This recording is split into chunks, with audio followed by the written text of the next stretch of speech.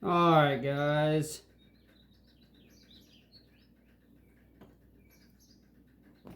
just sewing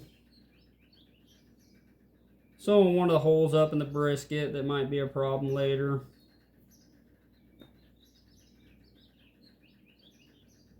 Usually, like I said before, don't get too carried away with sewing the holes down towards the cape, which this might, because when you use your little pulling tool for the cape, pull it down on the form, you just gotta, it's hard to remember where you stitched up, but if you put that tool in them stitches and you're just gonna rip it, then sewing up a hole you've already sewed.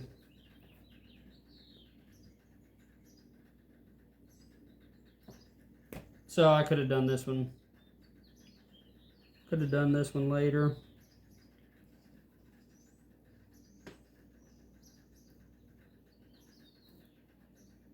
But while I'm here,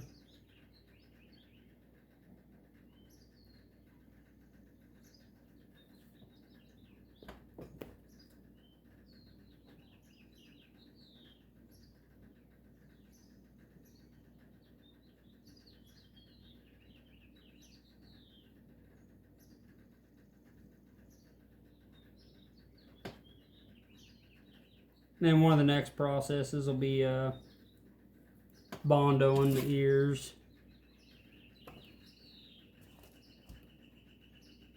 Letting that dry.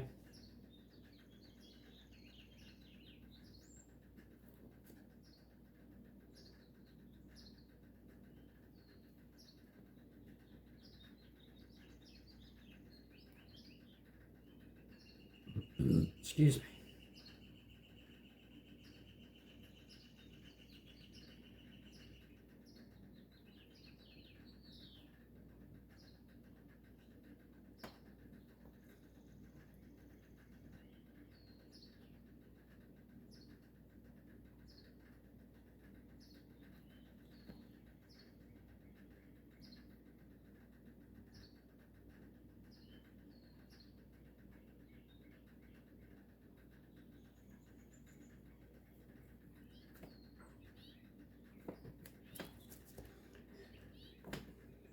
Alright, sew this up and this hole will be done.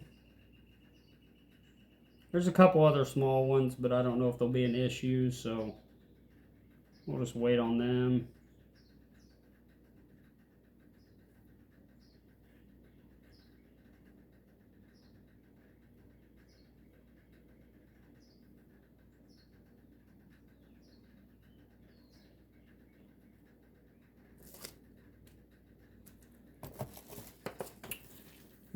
Okay.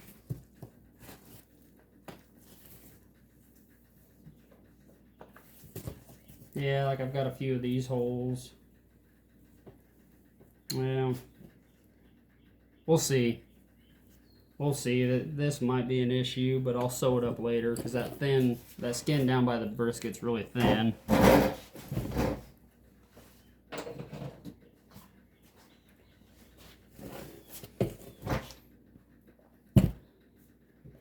And I don't know what everybody's process is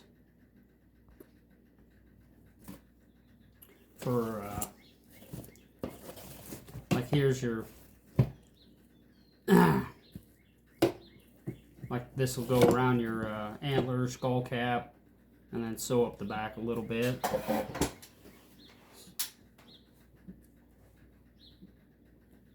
So what I like to do is, this is just like a leather hole punch tool, and it's a game changer because you're using a heavier thread to sew. So I just go through here and punch these holes. Like the first couple years I would take my bigger needle and just shove it through, but this is like a really thick part of the cape, so not fun. You just do that and you get a nice hole for the needle to go through. I try to put it back a little bit when I'm sewing, because some of these hides you've got a pretty big gap to sew up. So if it's real close to the edge, you're gonna pop the needle and the thread. Like yesterday, it was quite the sew job.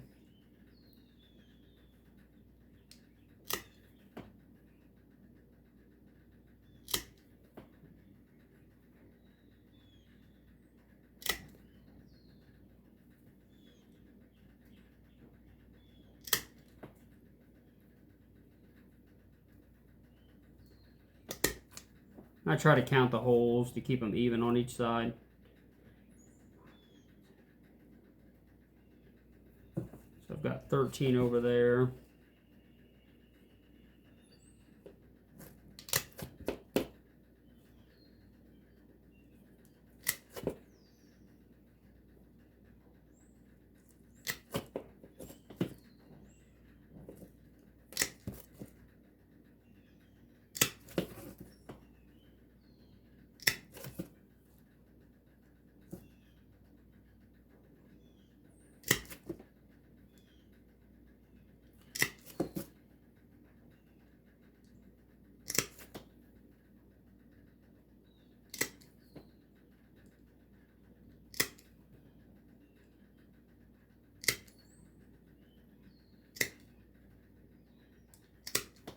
So there's 13 there.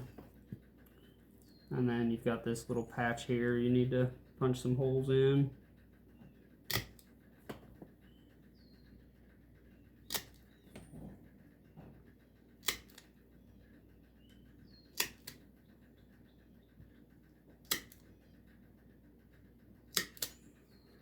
So 6 over there.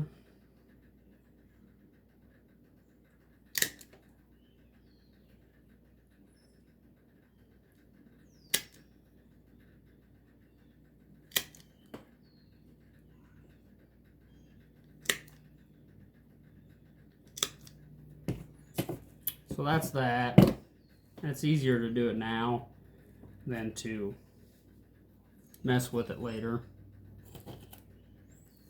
And then while I'm here, I'm gonna do a little thinning, because like there's all your skin around your eye to tuck, and you don't need that much. And it's nice to not have it so bulky.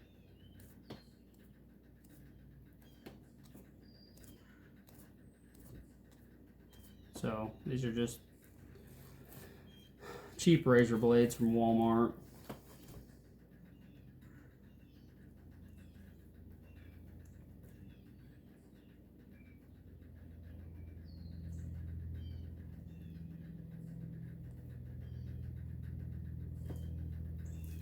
Thin the skin out.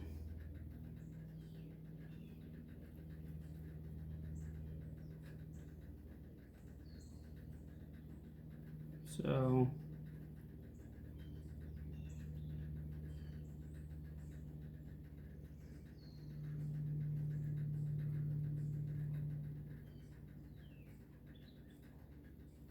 now I'll go through. You only need like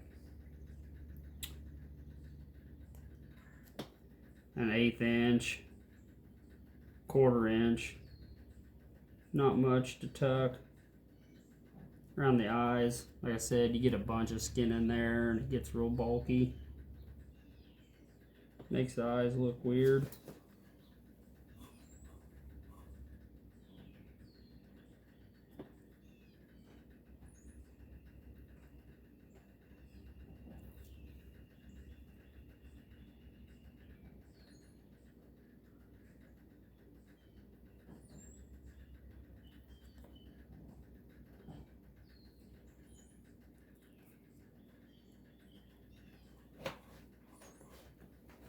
So that one's done.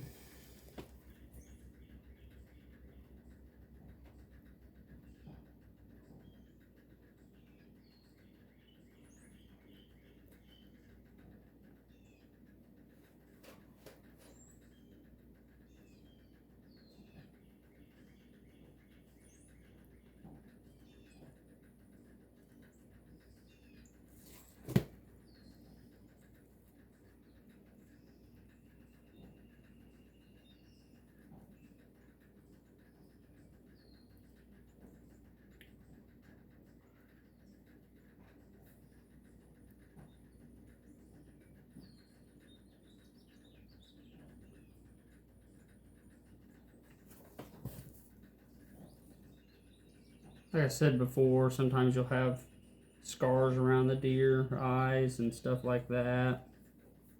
This one's good. Having them scars are really tricky to hide later on. Make look good, I think.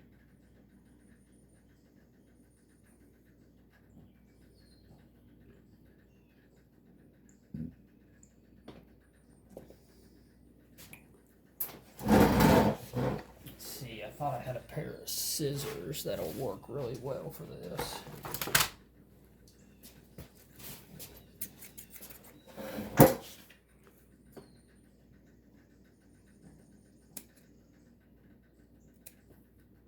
Oh yeah.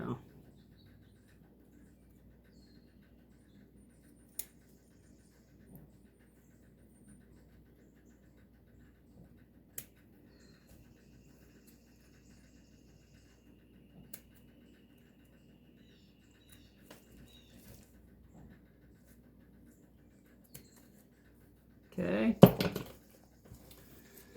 I'm gonna come to the nostrils. Thin them out.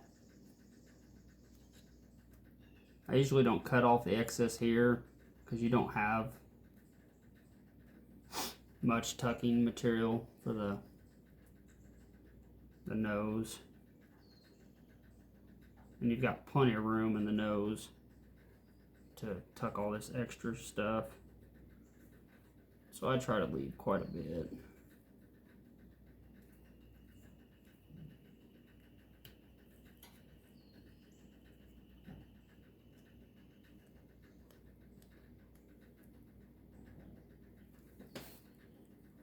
And come around the mouth, which I've got pretty good grooves cut in the mouth like you've seen, so I don't usually trim off too much. Just kind of feel if you got big clumps, you can thin them out.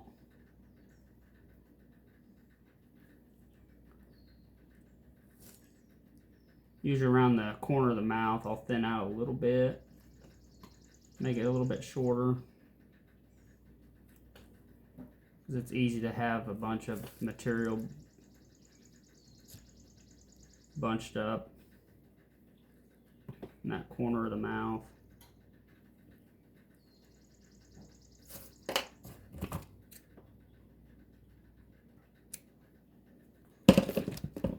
And that is that part, guys. So next we're going to bondo the ears.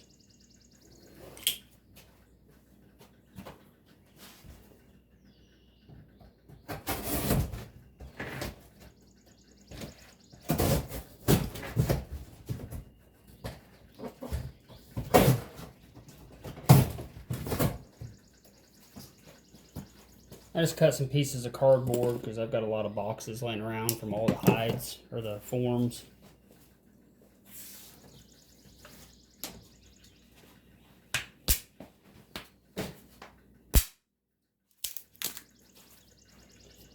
And I had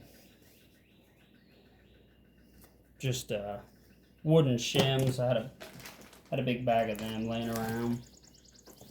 So those work pretty good for stirring.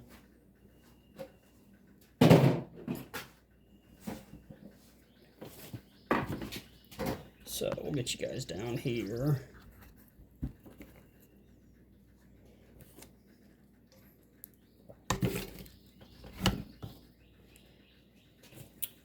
So with the ears,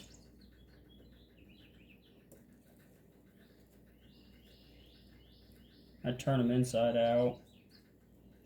Or they're already inside out, but right side in, right side out.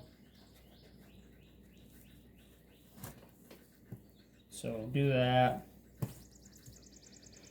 Then pull them back some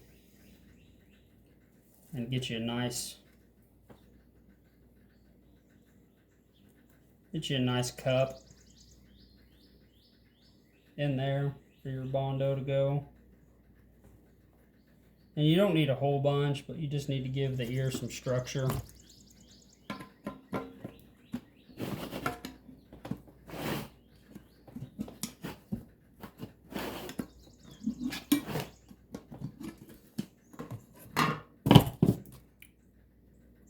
So we'll get that one ready.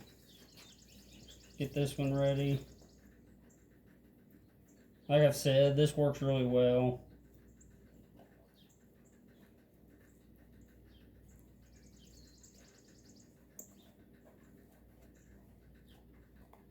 I might try ear liners.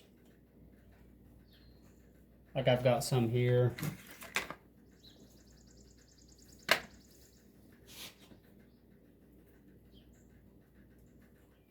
So get you a nice cup down in there.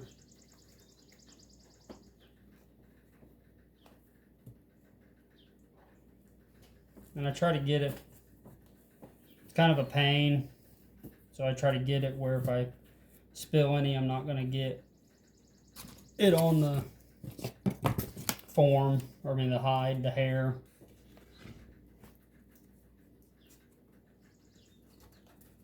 I'm hoping. I've only got one more deer to mount this year besides this one, so I'm going to hopefully not run out of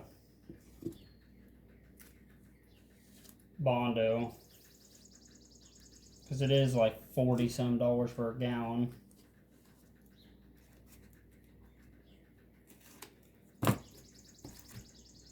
So I'm sure that's plenty. And then got my hardener cream here. You don't need a bunch. The more you put on, the faster that is going to set up. So you want it to be pliable. It's probably 5 to 10 minutes.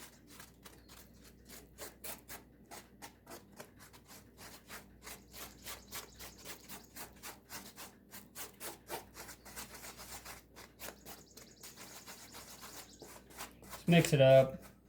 I think most of them are blue or red, the hardening cream. So this one's blue. You'll get like a bluish grayish tint. And then just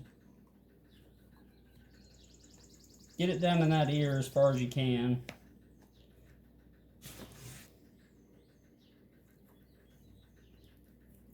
Should have put my gloves on for this part. But if you get it shoved down in there and don't use too much, because when you pull the ears right side out, that's when a lot of it will seep out. So got that. I'm gonna grab the tip and then just try to pull it out pretty quick. So we did good there. Didn't get a bunch of Bondo squeezing out. So then you're just forming that ear up. A lot of things you do with the deer hides, it's got, and you can feel the crease of the cartilage where it meets the skin. So, and you don't need a bunch of Bondo, but you can definitely do too much and the ears are real bulky. And you can do too little and your ear doesn't have structure. So there's a little hole there that I wasn't worried about sewing up. But I like to get them ear tips just back a little bit. And if you do get Bondo on the hair, after about 5 minutes or so, that Bondo gets really rubbery, and that's a good time to pick or scrape off the Bondo. Because if you wait till it gets really hard on the ears or the hair, it's a bear to clean up.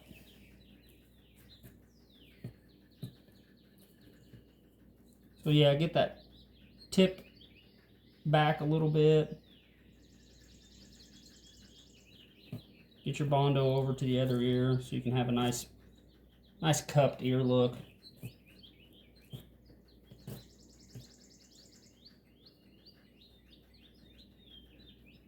So that one will be good. I try to kind of hang it off the edge and get it out of the way. Then we'll go to this other one.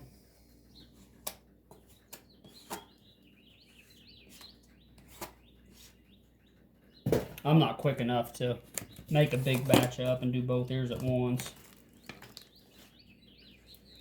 Yeah, I don't know, because I use Bondo for the ears and then a little bit in the skull cap. So, like I said, I still have to do the skull cap on this deer and then another deer. So I think I can make it work. And I've used a little bit too much sometimes on the ear, but I think I'll have enough for one more deer. So same thing here. A little bit of hardening cream.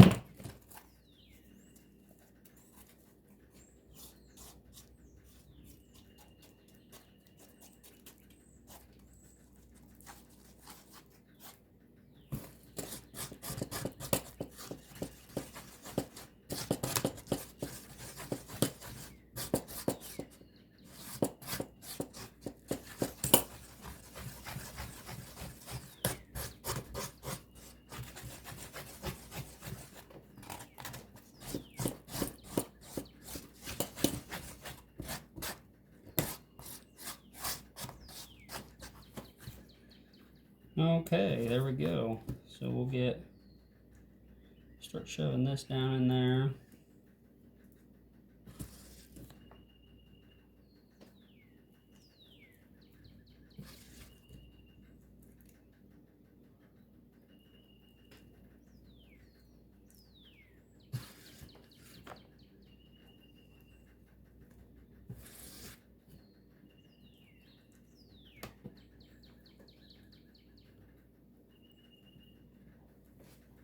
Grab the tip and pour out.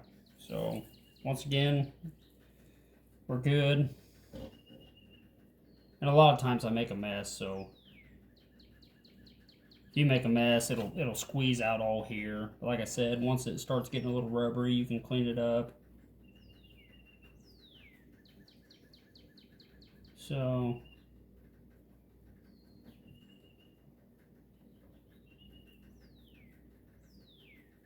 let's get your Bondo moved around.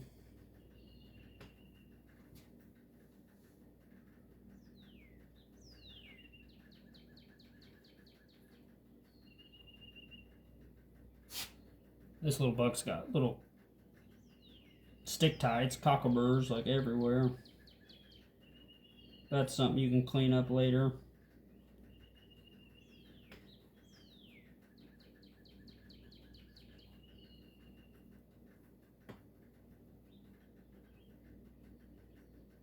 But you'll get a feel for it.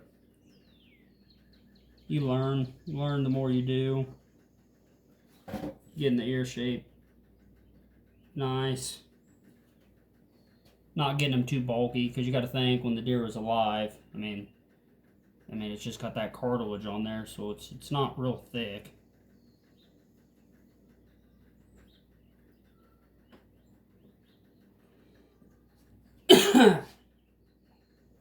And I've got a little bit of Bondo sticking out there, so it's starting to rubber up. So just pops right off once you let it get a little rubbery. So that ear's pretty good. So we've got about 5-10 minutes for that to dry, so we're gonna get the eyes set. So like I was saying, guys, we'll got a set of eyes here.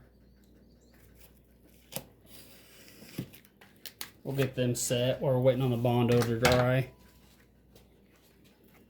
It's like anything else. If you can do something while you're waiting, just keep moving. So there's the eyes. And each form you order, it'll say the eye size. So these forms take 32 millimeter eyes, 30 millimeters. Pretty common. And I mean, they've got smaller ones too. If you get a small, real small buck hide or doe hide. I'm gonna put on some gloves because I hate getting the clay all over my hands.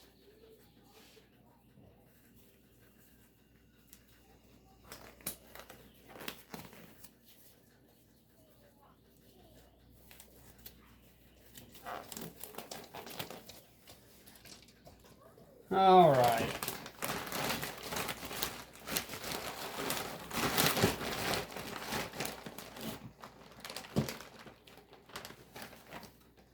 So you get a little bit of clay, and this is just air dry clay. You can order from taxidermy sites or Hobby Lobby. You go pick it up there. But this is a big thing. Guys, women start out is getting too much clay behind the eyes. So, I mean, that's way too much. Because you don't want your eyes all bugged out.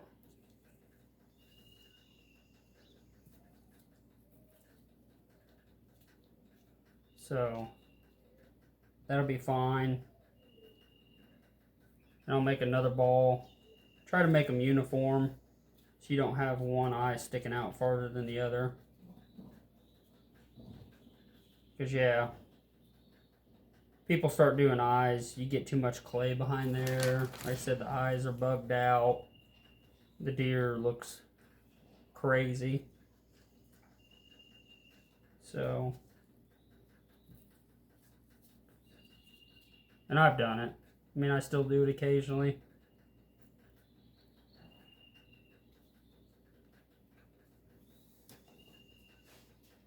So these eyes go a certain way. You can see the pupil, the line in them. So I just get them in there slightly.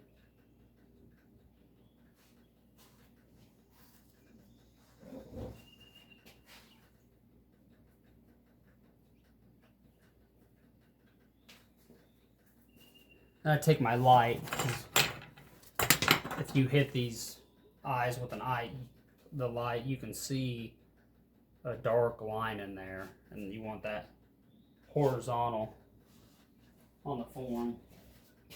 So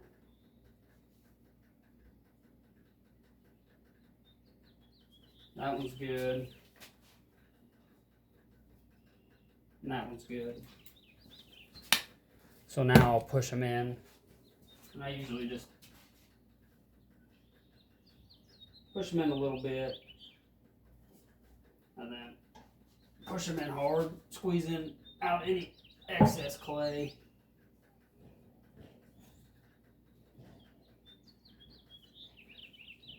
Because the forms nowadays, the eyes, they're tapered. The form is tapered, so it gives you that angle where you want them pushed in more. So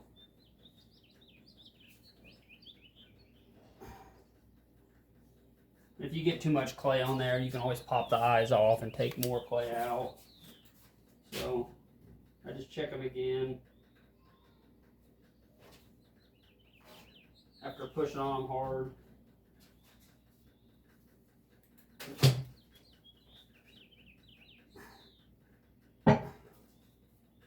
And that's where my little marks with the Phillips screwdriver kind of gives that clay somewhere to stick to.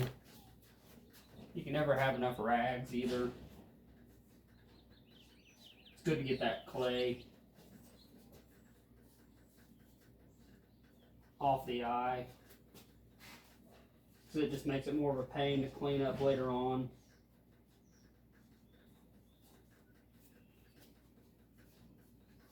And some people will,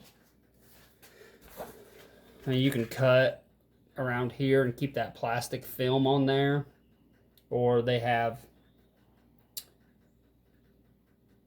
like a paste you can put on the eyes so you don't get paint all over the eyes. But at least with me, when I've used it, your eyes come off like super clean. But depending where you cut the plastic, you'll be trying to get it off and then you mess up where you painted. So I really just don't do it anymore because I don't airbrush a whole bunch. I just hand paint, and I'll get paint on the eyes, but you can go back with a brush and lacquer thinner and clean your eyes up really good. So I've got the eyes set. You just look at them. Just look at them, see if they look uniform.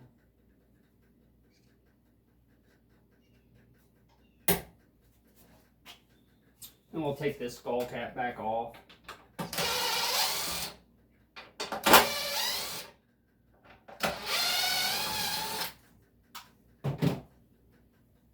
Later on, I'll put that Bondo in here because there's a piece of wood on the form and then the back of the form so you can mount it to the wall. But I put that Bondo on there, and that and the screws really keeps that stuck down really well.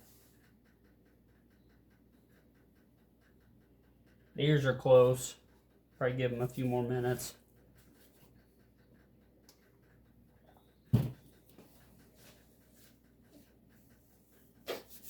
And what I like to do is get the form or the cape, pull it all the way on the form, and just see how it fits. See if you got any trouble areas where you've got to alter the form or anything, which most of them you don't if you size them correctly. And then I'll pull it back off some and then get that face cape off the face. And then that's when I'll do my clay work around the eye and the mouth and the nose. Because you can do it beforehand and they sell things, but if you put a bunch of clay around the eyes and then you're pulling that hide over it, you're just going to smush all that clay. So I just wait. So there's the ears. They've got a good shape. They're warm to the touch because that Bondo's still having that chemical reaction.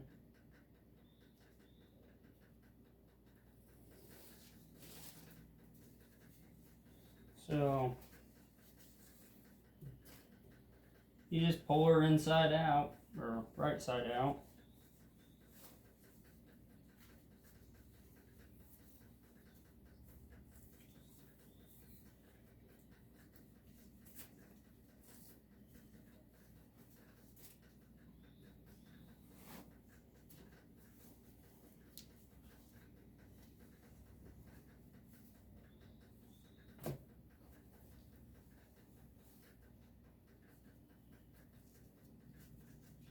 So, and there is your deer cape.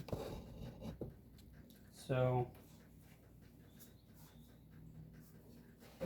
and I mean, everybody's maybe different. Maybe they're gluing everything, but I mean, once I get the cape on, I'll set the antlers, and then I glue the face and down here, and then you can pull your hide back up and then glue all this. I don't like gluing everything first because then you get that glue on the hair, and I don't glue right here, and you don't have to get glue up on the skull cap because you're going to be sewing there. So, and then you get all that glue in your stitches. Just makes it a real pain to clean up later.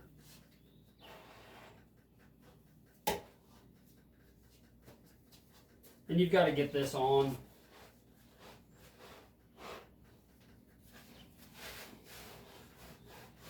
straight, relatively straight. Like get your brisket in the middle, your seam like that hair right in the middle of the back will usually be darker.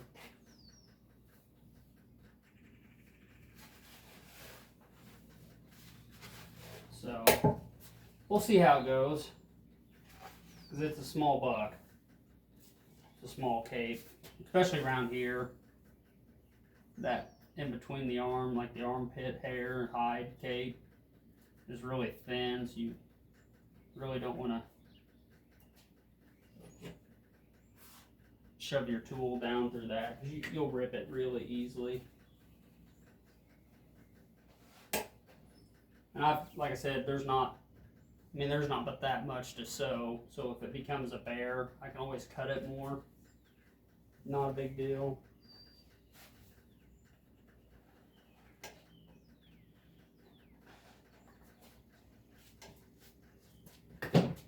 I usually try to pull it on as much as I can by hand.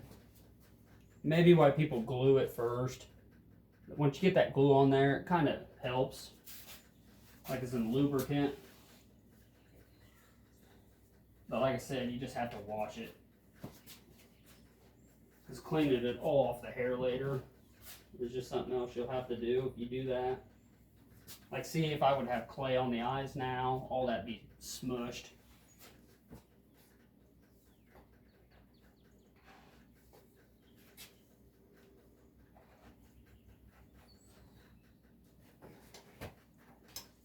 So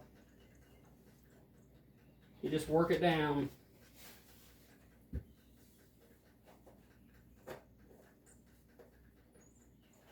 And this one's already pretty tight, so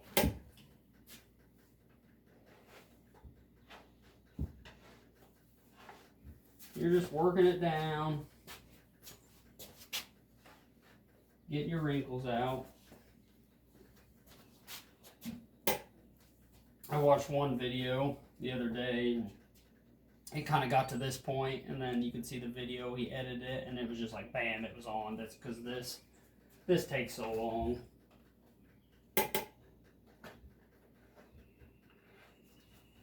And not many people want to watch it, but you guys are going to see me, let you guys watch and see me struggle.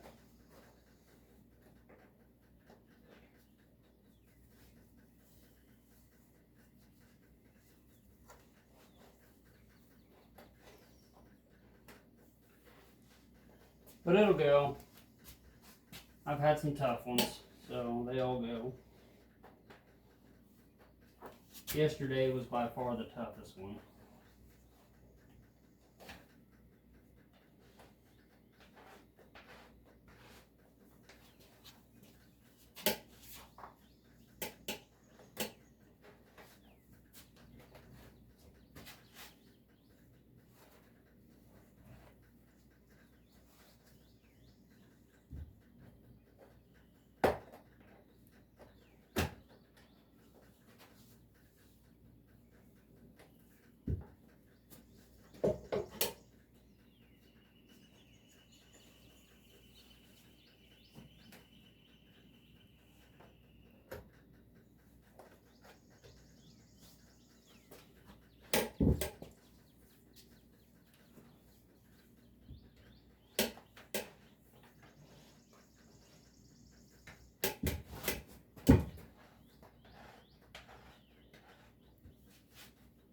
I only sewed up a couple holes in the cape down here, so that's the thing, is remembering where they're at and ripping holes back in it.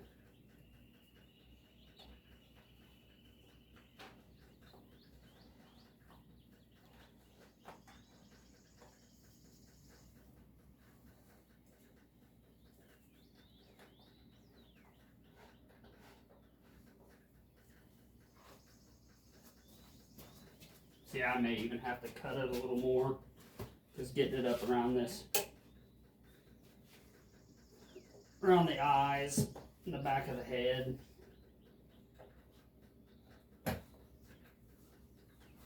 Like I said, and if you're sending your hides off to the tannery, they have them split all the way back. So, I mean, putting them on the form is probably no problem. but I don't want to sow forever.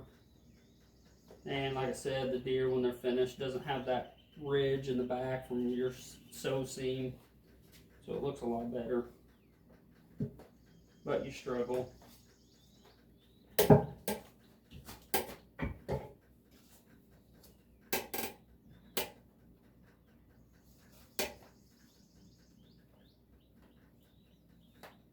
You do struggle getting it on there.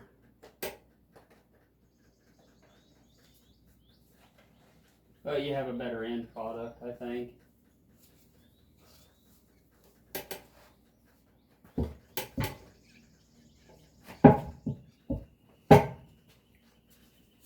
Turn this a little bit so you guys can see me struggling.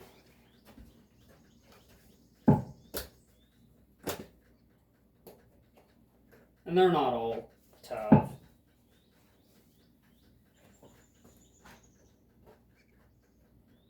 It just depends.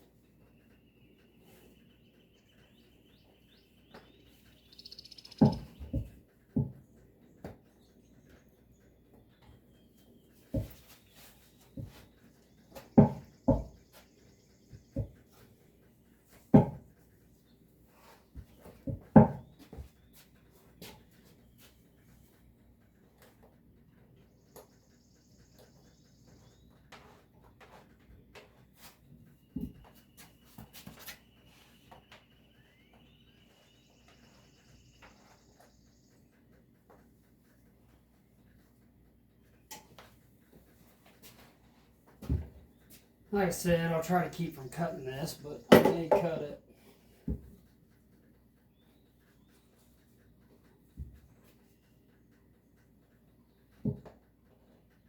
It's coming. Just gotta get it past the eyes.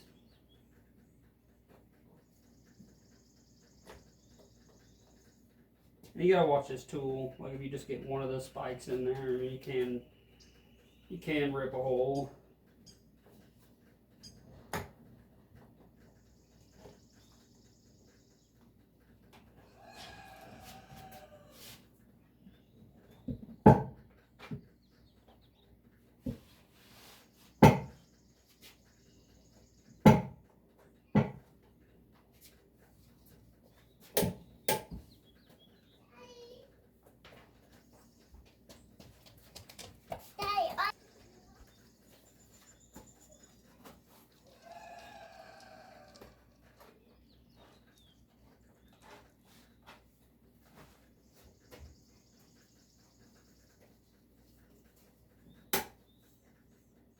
But yeah, I don't do this full time.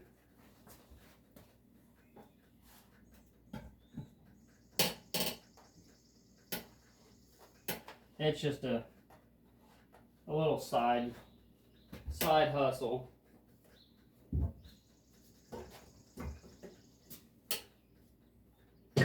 I don't have a website. I did make business cards this year, but really it just kind of been growing slow. Just doing my deer, friends and family. But this year, I mean, it's grown. Just word of mouth, but yeah, I did make business cards and I've been handing them out to people. So I'm kind of at the crossroads where how busy do I want to be? Do I want this hobby to turn into a job? I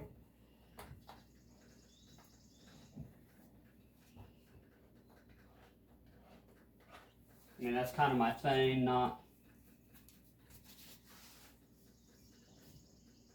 people are getting them back within 6 months. And I was busy at the beginning of this year, or these would probably already be done. So I really didn't start these till March.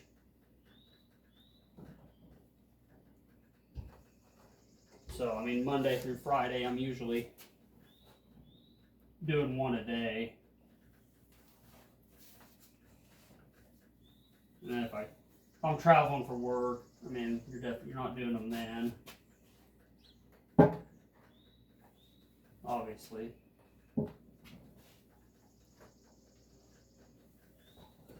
Because I like to get them done before the weather turns off nice, and I've got a lot of other stuff to do.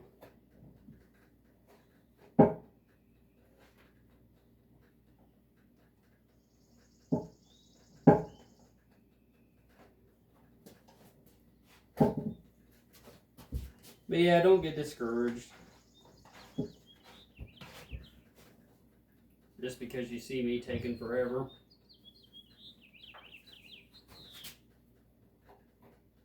I'm on no time limit.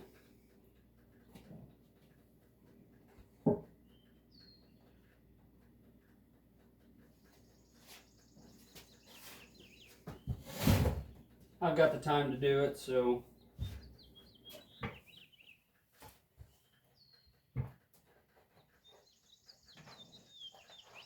like I said, if I cut this back a little more, it would help me out a lot, but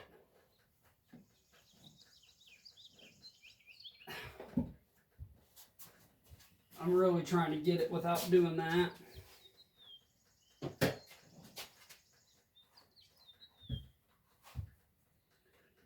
Just get it past these eyeballs. And you can also set your eyes later.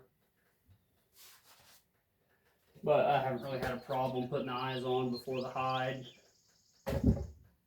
It's just doing the clay work. Yeah, see, I ripped a little hole there. Just not getting enough of these spikes in there. But it's tiny.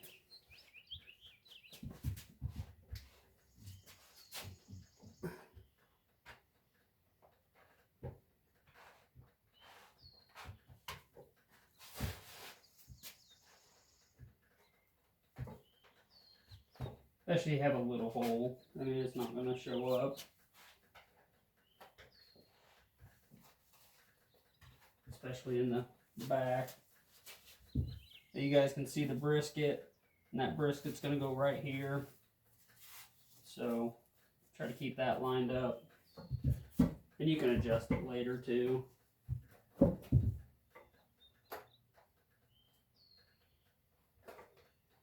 I just need to get this bad boy past the eyeballs.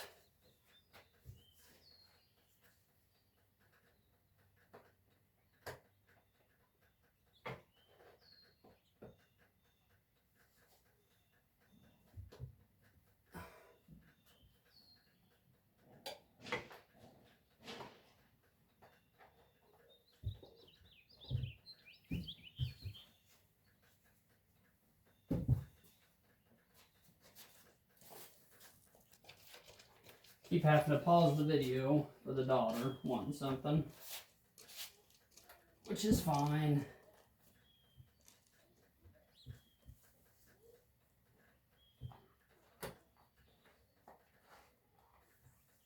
This bad boy might get cut more.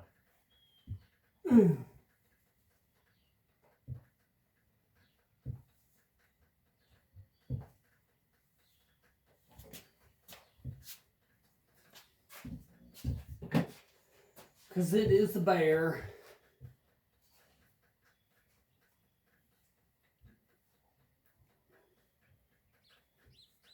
Because when you cape them out, when people bring them in, you're just working it off the face. So, you really don't have these struggles.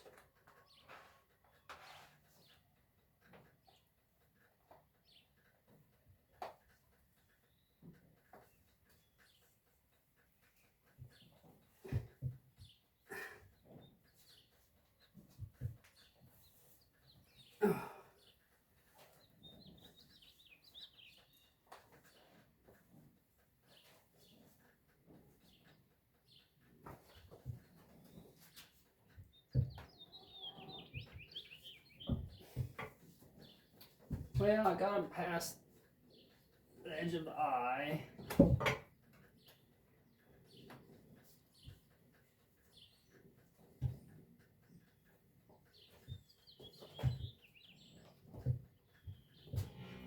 Well, guys, I might have to cut it a little bit.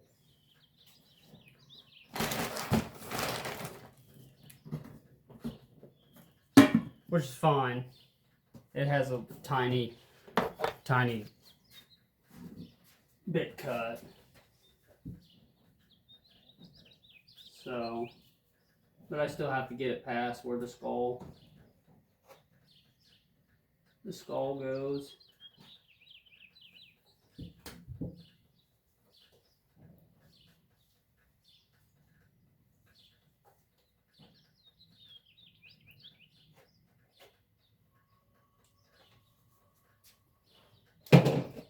So I probably cut like 2.5 inches. Not much.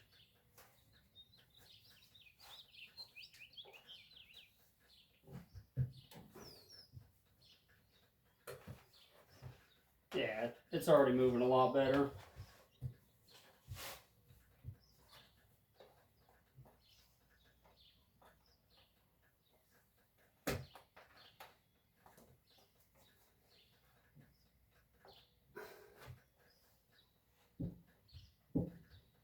Oh yeah. There we go. Should have done that from the start. Like I said, it's okay.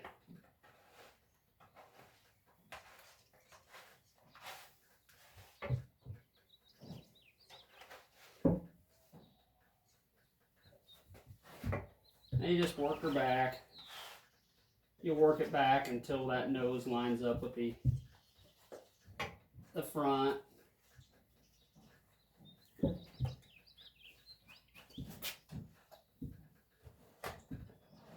And I'll just pop a few more holes where I cut the back of the cape.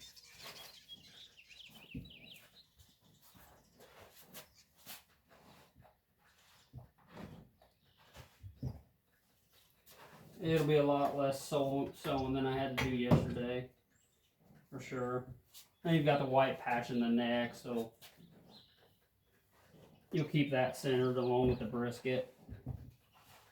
Like I said, I try not to get too crazy down here. I do have a hole I stitched up in here, and like I said, down here it's really thin.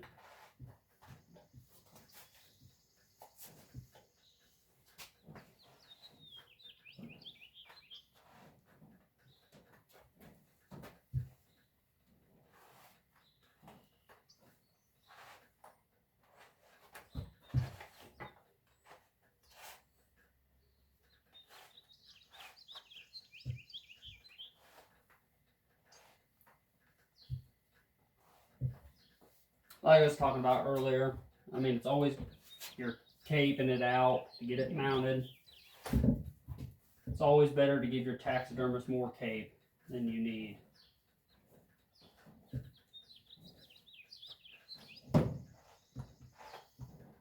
Because most taxidermists, if you don't give them enough, they may not mount it, or they may charge you more for more sewing or form altering.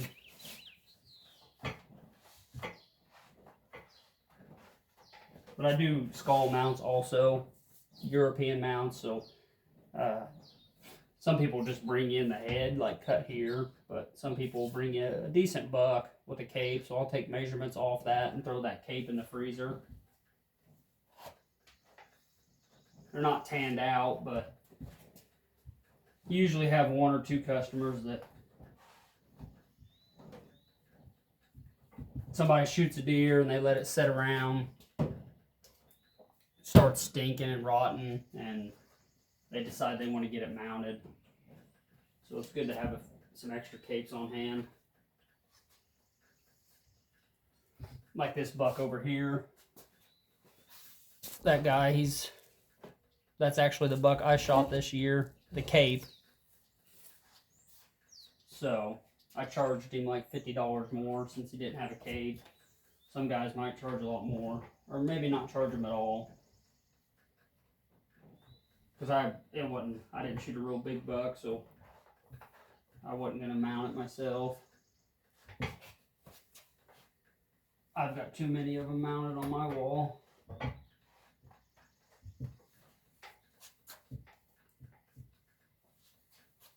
So just keep working it down.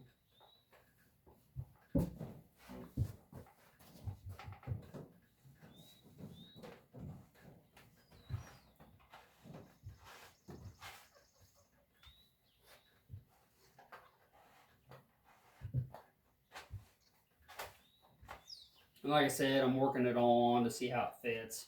And then when you pull it back up before you glue down here, you can adjust the hide if you've got to line up the back or the brisket. Once you get it pulled down, it's probably going to be tight, so that's not very fun to try to adjust it then, but the front's pretty good, or the front of the nose, so I'm just going to get this bottom worked down a little more and we will be in business. But it needs to shift a little bit, but like I said, I can do that here later.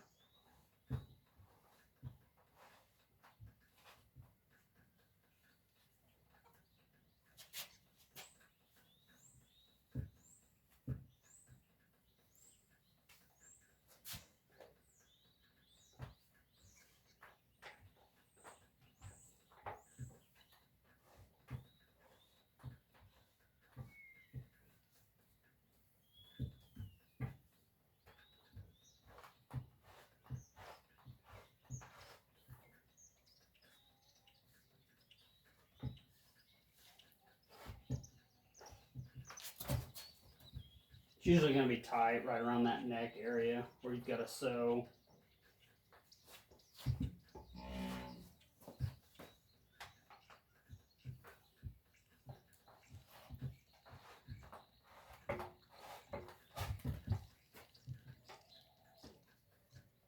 But not that bad at all, really, compared to bigger deer. Whew. You guys just see me stab myself. That hurt.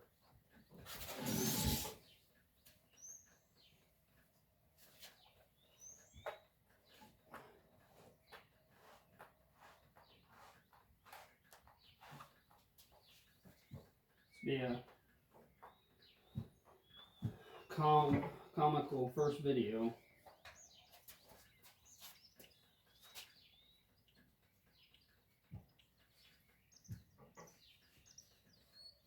Still got to work it down a little more.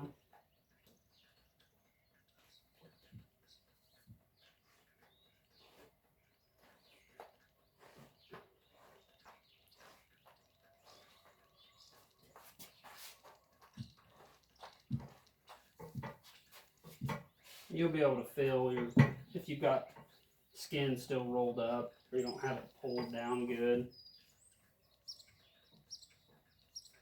That's pretty good, guys. And there's the eyes.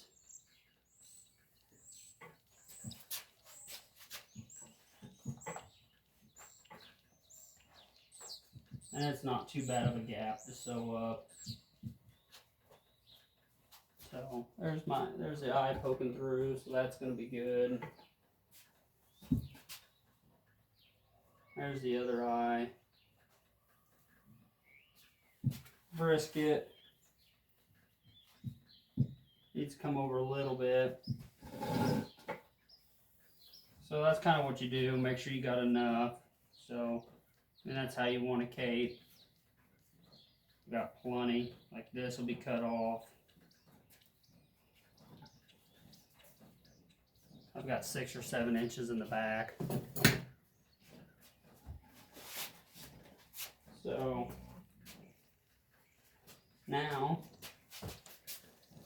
now you pull it back off.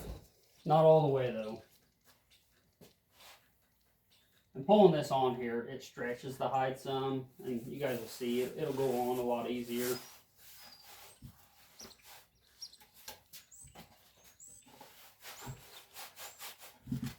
see what I mean? You pull that up and then you can adjust it to get that brisket to line up in the back.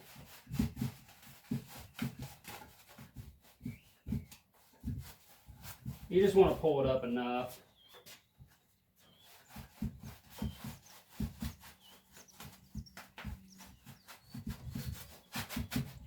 So you can get that face off to do your clay work.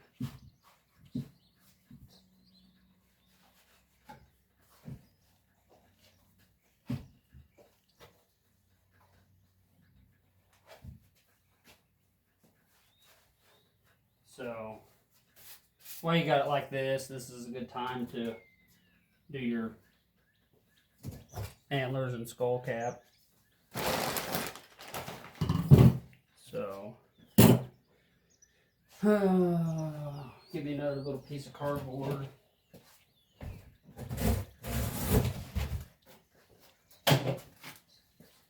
Put my light up. Get you guys down here so you can see.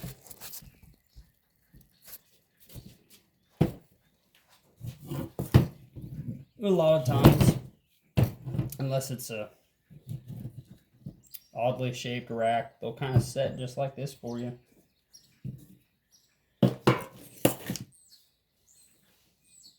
Pretty handy.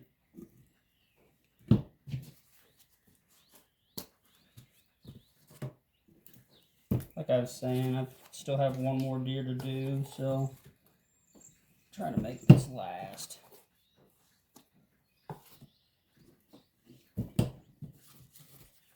And it's not a very big deer. It really just gives this skull cap structure. Because if you've ever just cut the skull cap off a deer and just kind of put it on a shelf, years go by, your joints in the skull, it'll weaken. So just like the ears, it gives it some structure.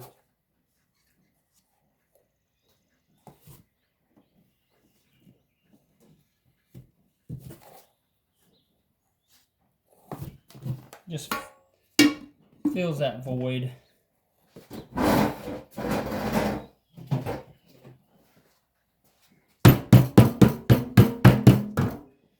Put the lid back on the Bondo.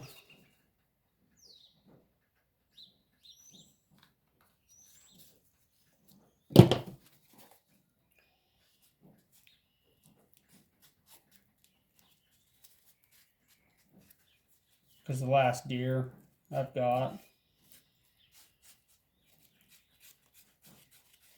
we'll see. I probably won't do it till Monday, but I'll try to film it also.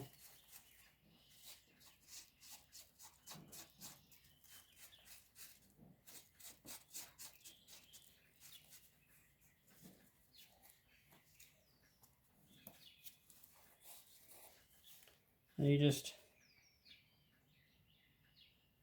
kind of pour it in there.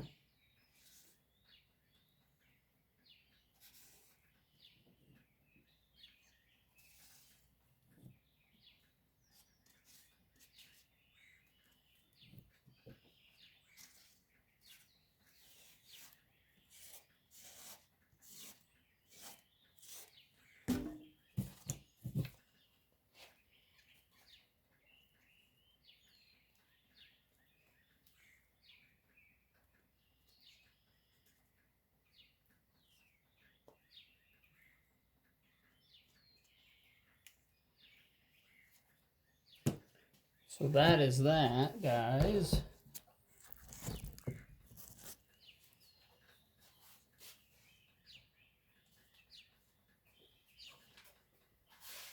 And your screws will go like right back in your holes, you can tell.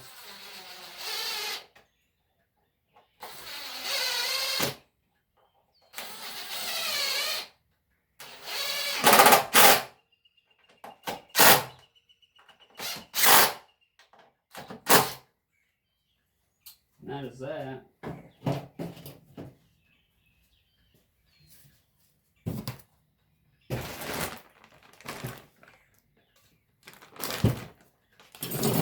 Now here's where we'll get into the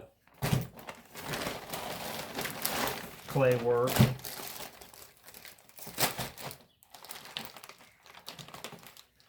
So get your clay built up around your skull cap. Kind of make it, sometimes you'll have skull caps that are down below the form and up high. It kind of depends how you cut it. But this gives a nice place for the stitches to lock into. And you're just trying to kind of make it seamless.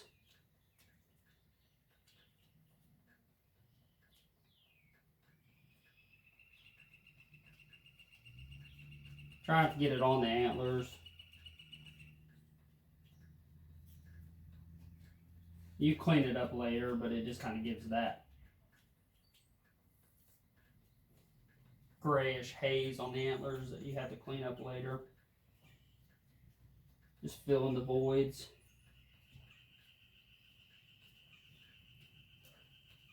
I try to get it close to the base of the antlers, but not up on them.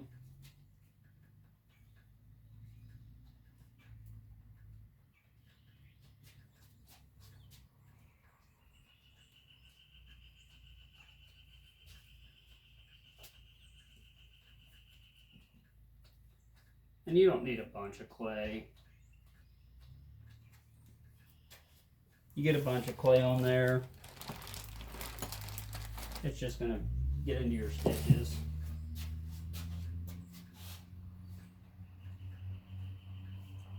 Just kind of smoothing it out.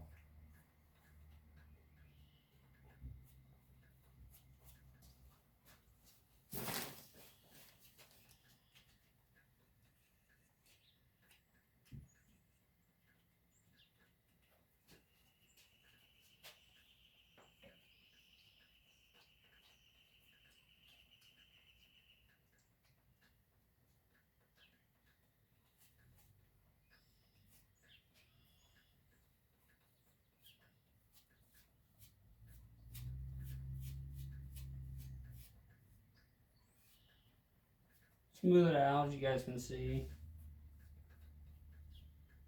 Then you're going to get some clay.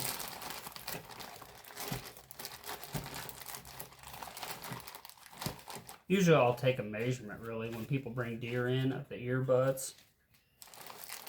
It's just like too much Bondo in the ear to make them bulky. You can get too much clay in the butts of the ears and make them real bulky. This is a smaller deer, so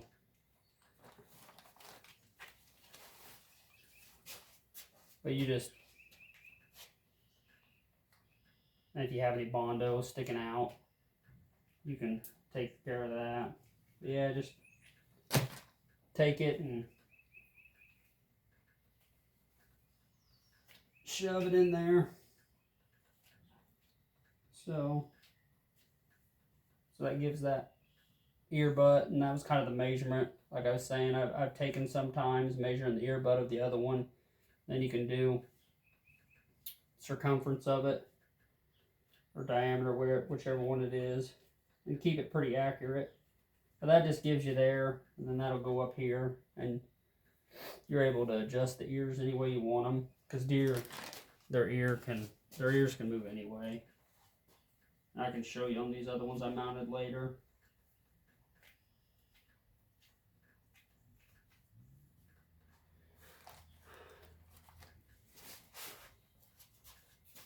I'll usually smear a little bit, kind of up there where the ears go. Kind of helps it stick. That's what takes the longest to dry. I'd say the ears, because you have all that clay in there. So that's that, guys. Now we'll put some clay around the eyes.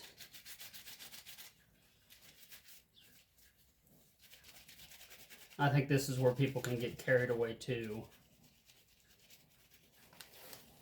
So just get me a big piece, I don't know, kind of get it like size of a pencil or a marker.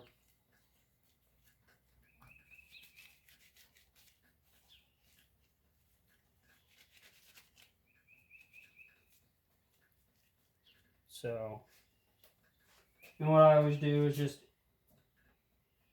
start up here, and you're not going up on the form. You're going to push it like in between the eye on the form. Just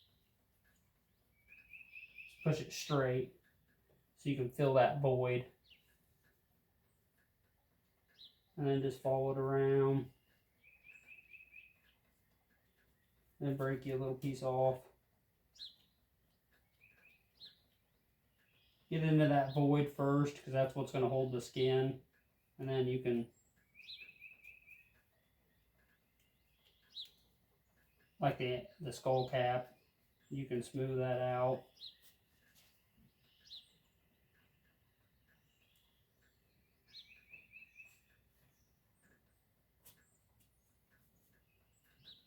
I see a lot of videos where like they make it perfect.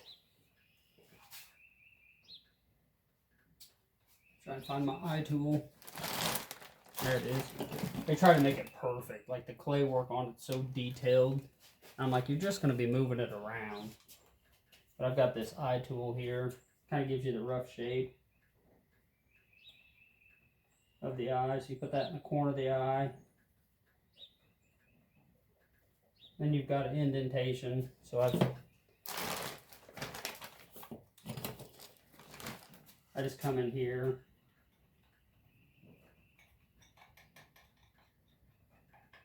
And work that clay down.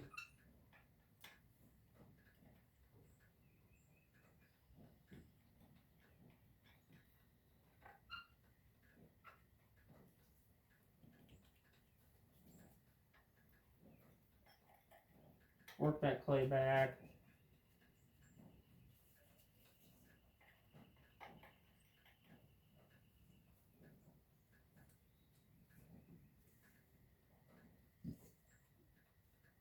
I'll put some clay around the tear ducts. You tuck them in, and the clay around them allows you to keep pushing it in as it dries. Damn it. Because as it dries, it's going to pull out. And if you get a tear duct that opens up on a deer, it just makes it look not great.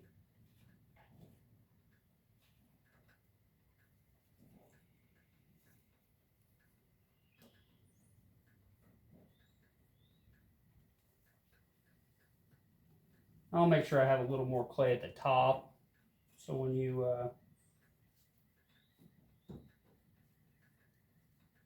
get your eyelid in there shaped later.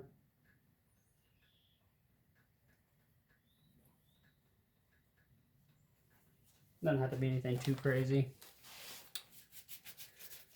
Now I'm just going to go to the other side and do the same thing.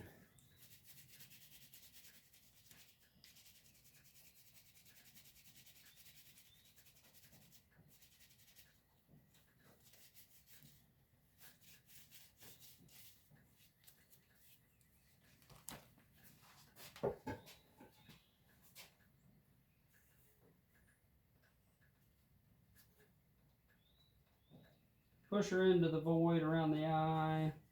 And really, you don't need this much clay that I'm using.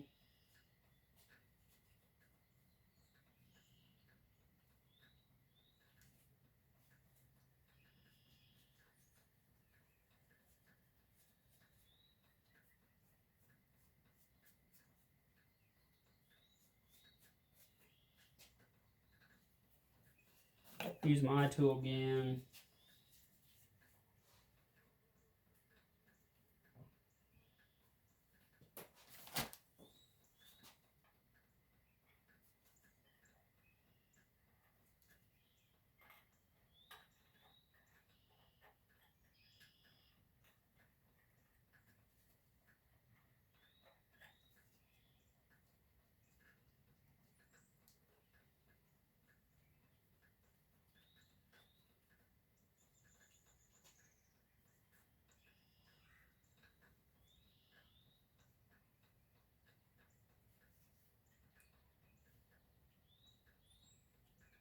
keep it pressed just like the skin of the eye. We'll get to that.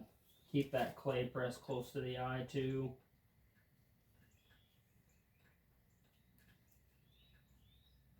So your tucking material will go down in there.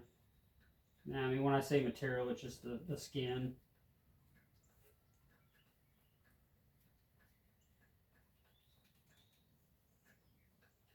Put my little bit of clay up here for the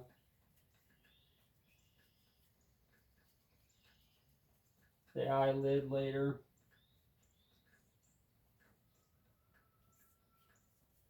Get the clay out of the tear duct so you can tuck your skin.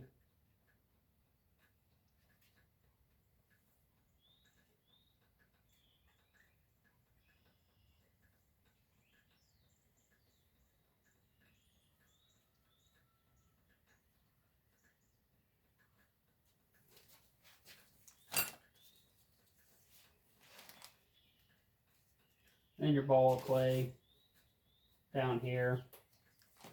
That's so you can keep that mouth pushed closed as it dries. And you don't need a real big piece.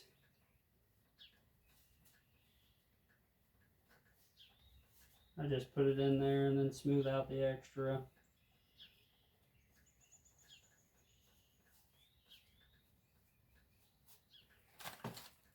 Keep this opened up so you can get your tucking material in there.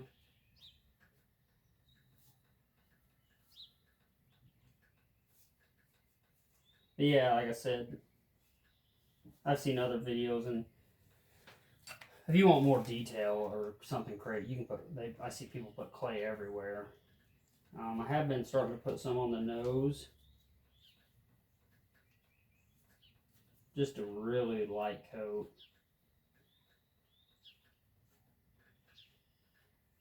And not that I think you need it. There's just some dimples on the nose that you can kind of highlight a little bit better if you have the clay on there.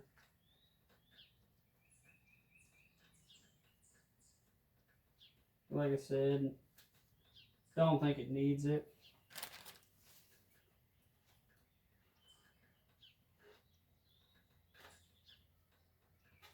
Just try to get that out of there so I don't have a bunch of clay up in my spot we reamed out earlier. So you guys can see, I'm sure people are a lot better, but that'll be to keep the mouth shut, the eyes, and there's the skull cap. I'm going to go ahead and punch a few more holes back here where I cut the cape more. Just because it's a lot easier to do it now.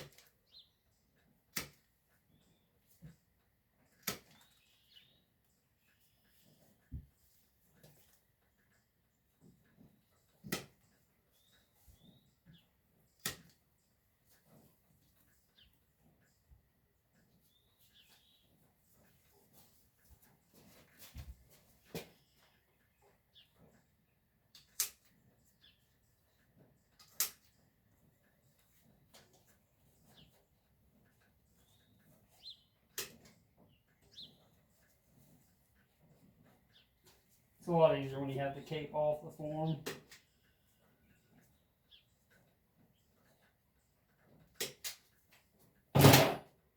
So that is that, guys. Now we're going to get to the messy part.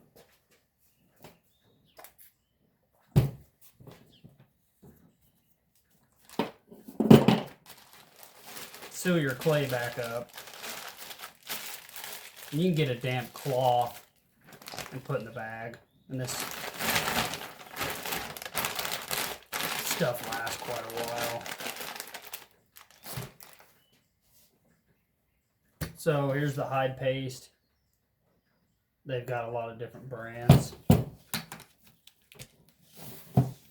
It's just a really slow drying paste, so it gives you time to move the hide around and stuff like that for a few days.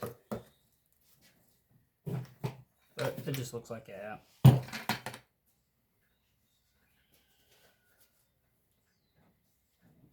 Excuse me. So I just use my hands. That's why I have the gloves on.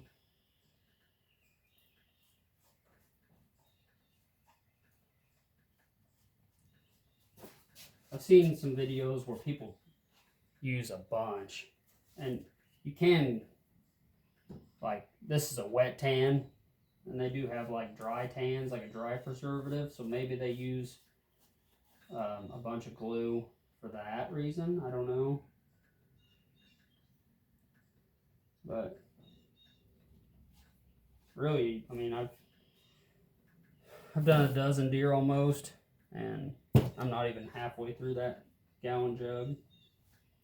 Yeah, get some glue in the mouth where we cut them seams earlier. Get some in the nose so it holds your skin later.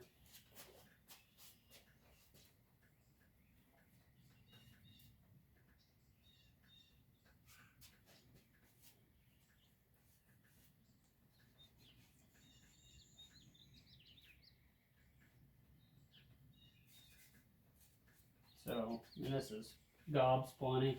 Like I said, I don't go too crazy up here because you're just going to get it into your stitches later.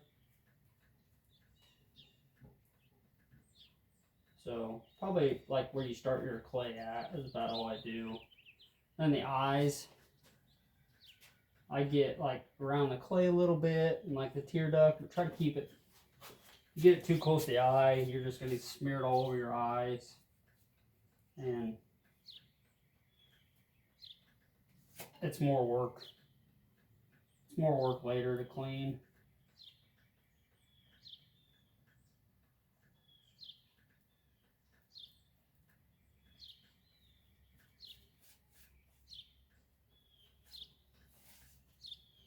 And I'll do the same to the other side. So I mean, this is where your ears are going to be here, and you're going to sew. So you don't need a bunch up there.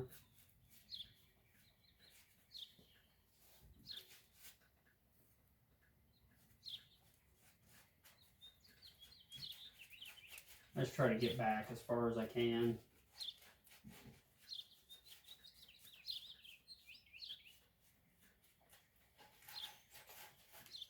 So then when I do the glue on the other half,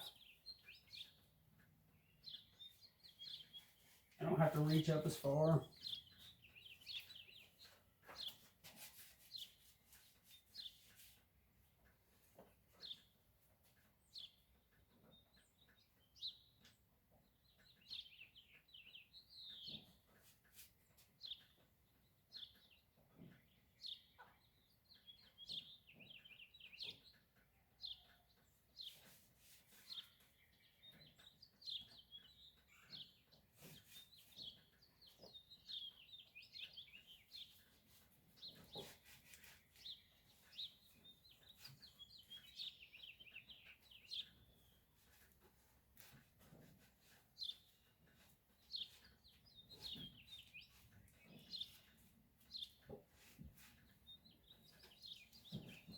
So that should be good.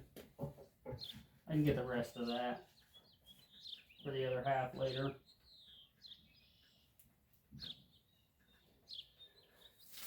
Take these off. Set your glue aside. Now we're going to get that face on here, guys.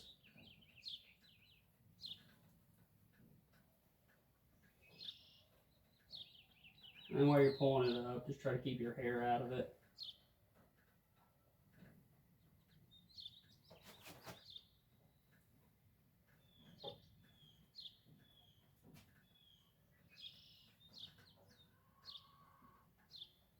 Like I said, that's why I don't put glue up there. You're sewing all this anyway.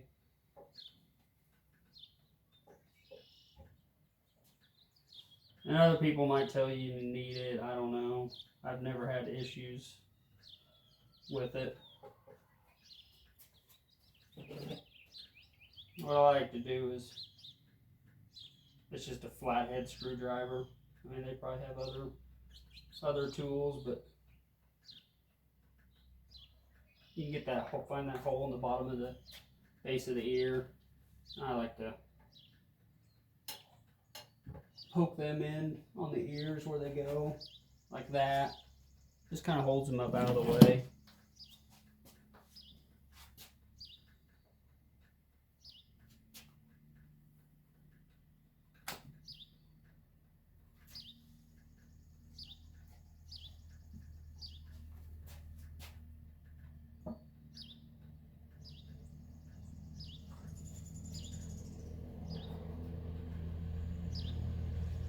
See, I've already got glue on the eye, which I usually do, and like it's fine. I've got plenty of cleaning up to do later.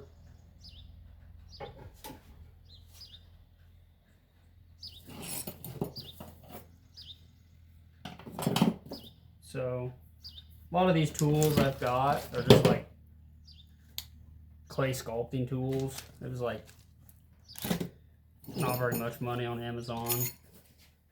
Like this tool, these little tools I've actually bought off a taxidermy site.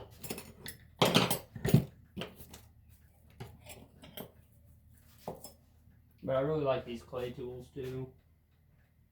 You're going to get your skin out of the nose before you tuck it. And I don't really see a preference on where you start tucking first. Like I use this tool because it has that little boot shape, but it's really thin, good for tucking the mouth and stuff. And you can see a little line usually in the nose of the deer, and that helps you line it up, center it.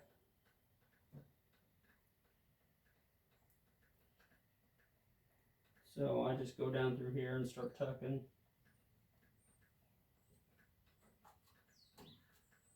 But you've got the skin from the inside of the jaw as your tucking material. And that's usually in the mouth, so you know how to tuck, or you know how far to tuck it up in there.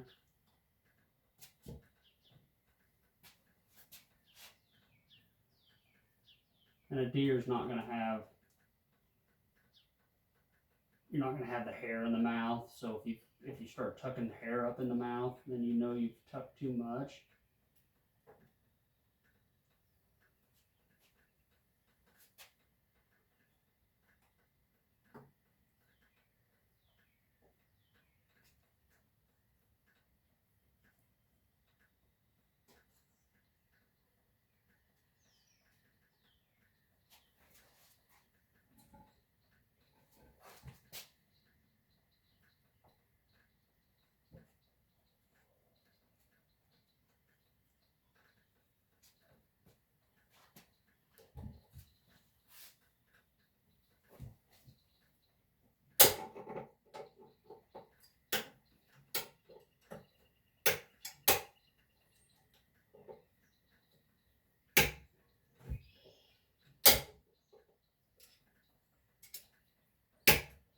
I need to build me a better stand.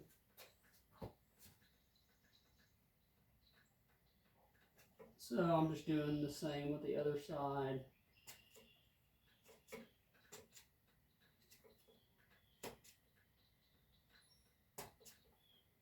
Tucky, tucky, tuck.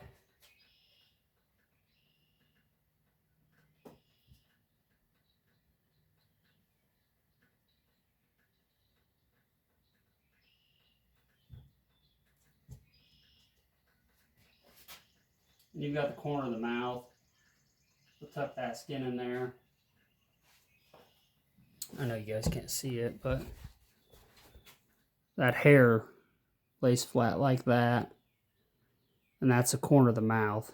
So you get that tucked good. That'll be right there at the corner of your mouth.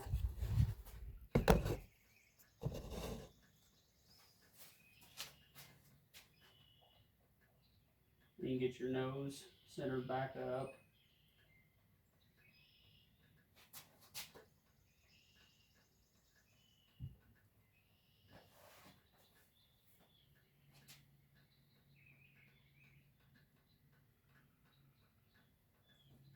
So you can start back here for the bottom part of the jaw, in the middle, and go back. But I like to come back here and get that corner of that mouth looking pretty good. First,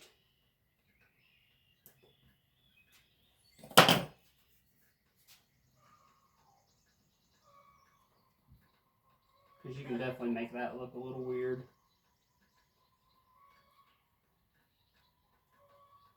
My hands are just so slippery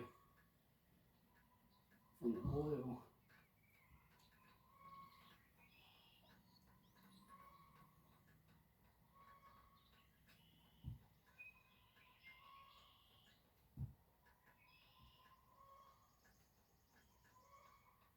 That's why I like to make a decent gap in the mouth, because if you just cut it with your knife, you're really going to be working hard to get all that skin tucked up in there.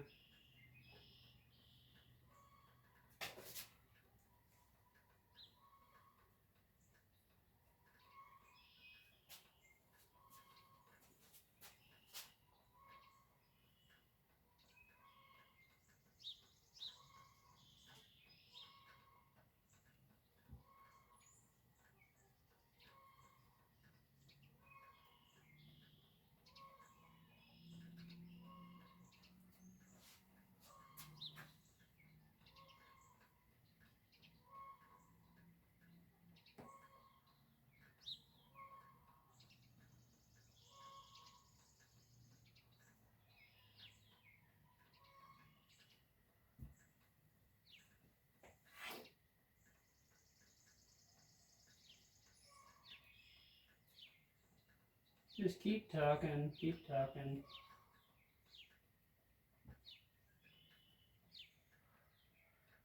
And you can always come back.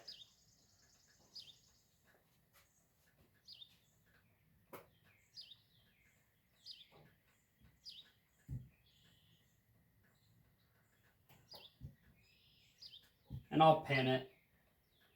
I'll pin it in a few places around the mouth when I get done. But you've got a white line of hair on their mouth. So that's like, get that back around there. And just push.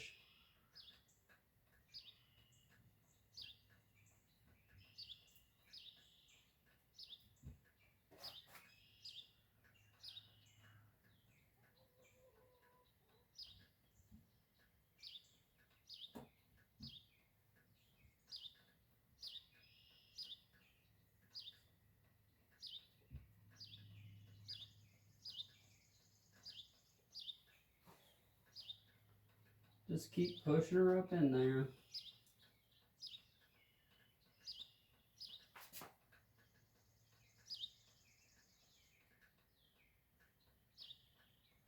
And then if you got the corner of the mouth, you got it too bunched up, and then you just need to tuck a little more. You can feel that skin.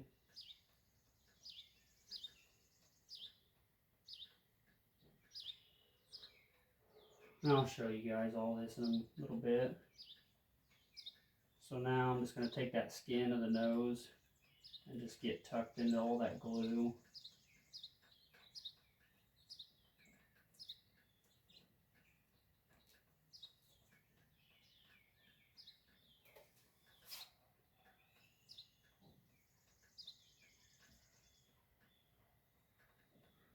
And with the noses, you try to get all the white. I mean, the white's inside the nose with the hairs. So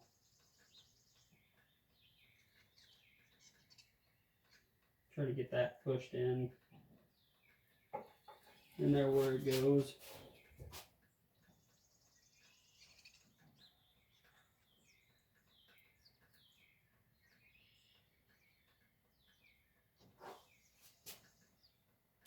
Oh yeah.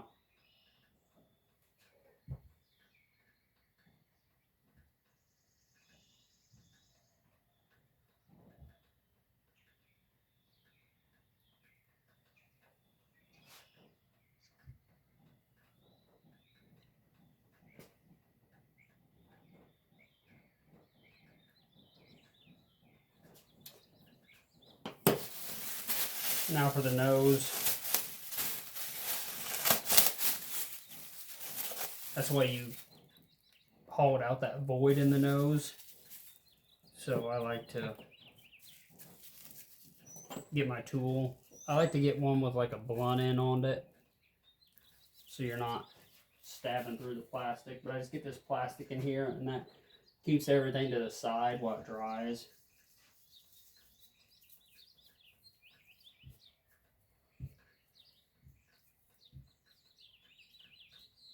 So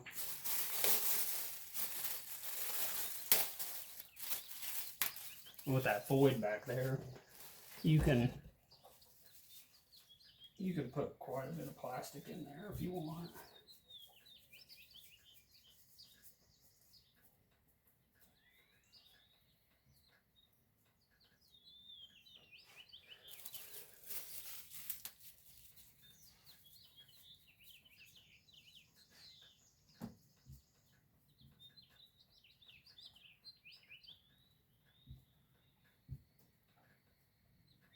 Just keeps everything nice and tucked back in there.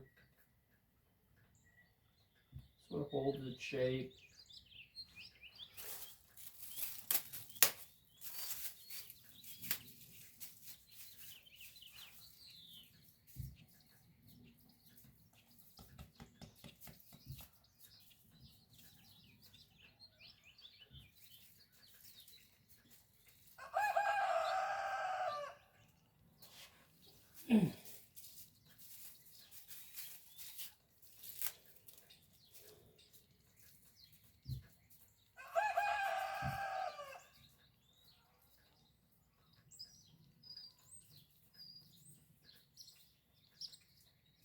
And this will all come out real easy when you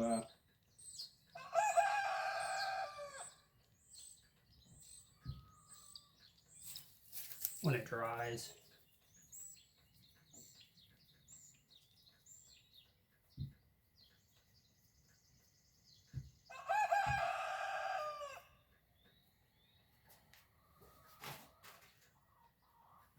So I'll get my little brad nail tool, little brad nails. This will keep it all in there while it dries.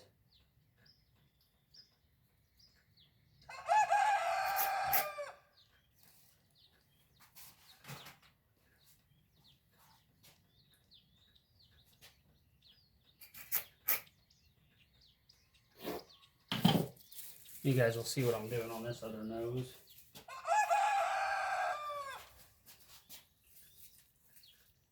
So you start shoving it back in that little channel we hollowed out earlier.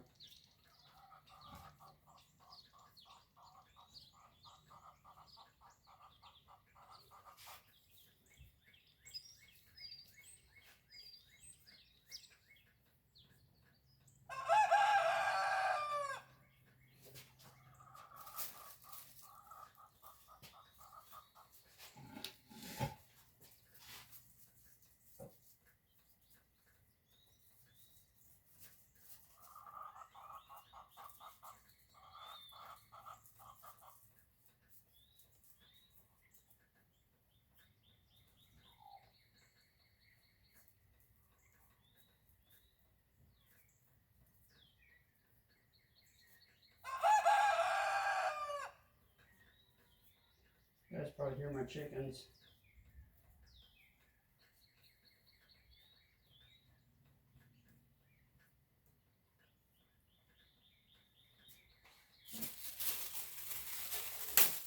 A little bit more.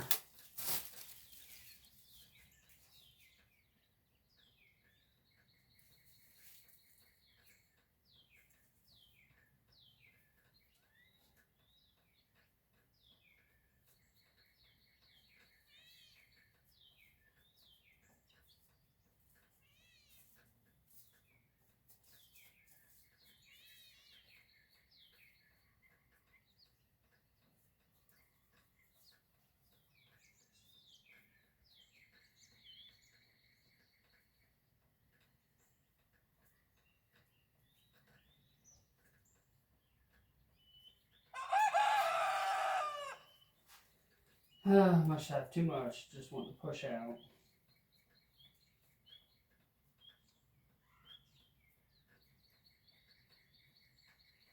A few more brad nails.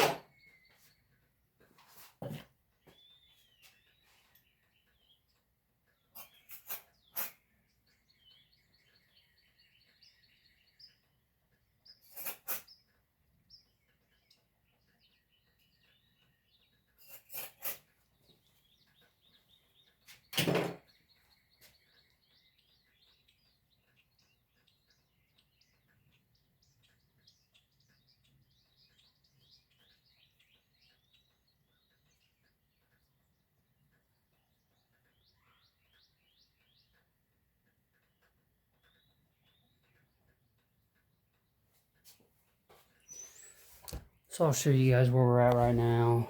So there's the plastic in there with the nose, brad nailed in there, mouth. I like to keep a little bit of the lip right out here. Kind of matches the black on the nose pad.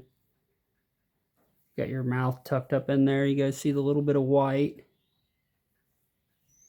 And then your corners where the hair is going down right there. So we'll tuck the eyes now.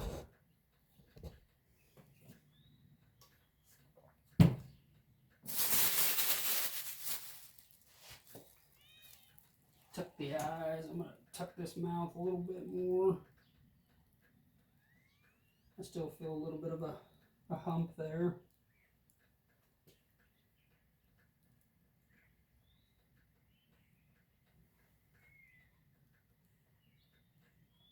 And then that's where you can push on the mouth with that clay in there for the next couple days, keeping it shut, because if not, that thing will just slowly open up and then you've got a gap to fix.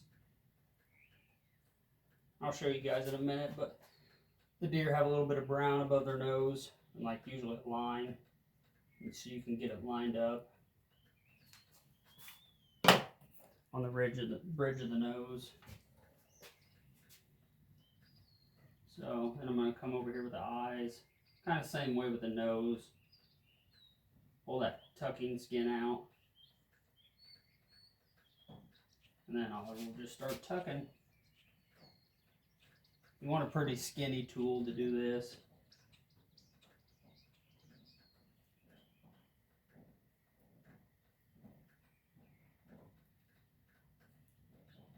The eyes are, you'll mess with them. I don't get them finalized right now where I want them.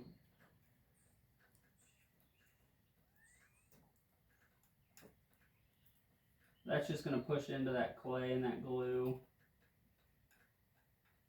You just kind of get them, and like you want that eyelid pressed close to the eye. And that's pretty crucial, because if not, you're going to have that gap when it dries. And then you're in there with epoxy sculpt or something filling in the big gaps. So if you can keep them eyes, the eyelid, tight to the eye, you'll have a lot less finish work later. And then I'll put my eye tool back on it here in a little bit. You got a lot of pushing and pulling, and especially when I get the tear duct in there. It's going to squint the eyes down. But like all that white, I mean, you're not going to see that on a deer that's alive. So I really squeeze it down in there. And down into the little grooves, slots we cut earlier. And that clay and glue will keep that down in there. And then see, you can, I got the clay around there and that'll push it. And I'll pin them too. Pin them in the next couple days. Like come back in here and keeping it closed. So that's one eye. Definitely not done by any means. But what you guys just seen, I'm gonna do to this other eye.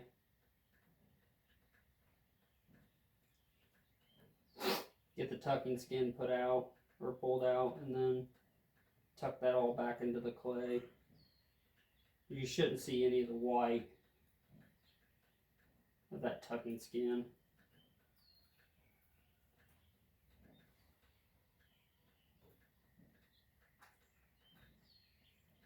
And you just get better at the eyes by doing them. I mean, my first several years ago, I had some deer I did of my own in the eyes, and you're like, whoa.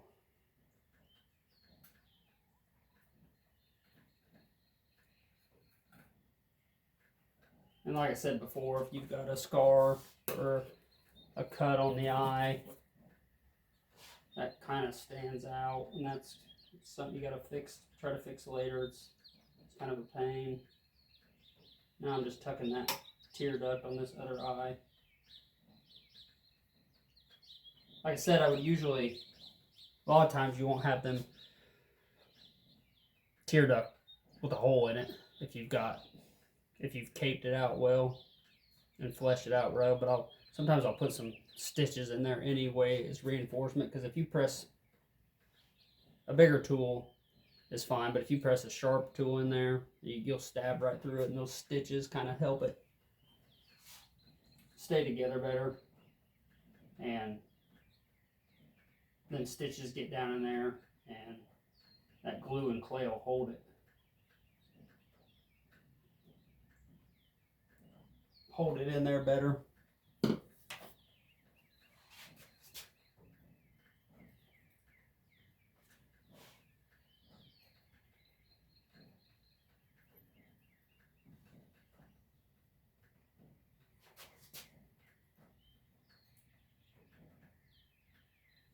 A lot of tucking and moving stuff back.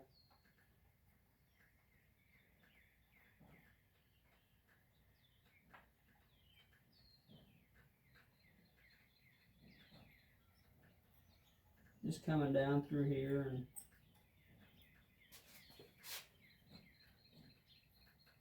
getting that tucking material back up in there.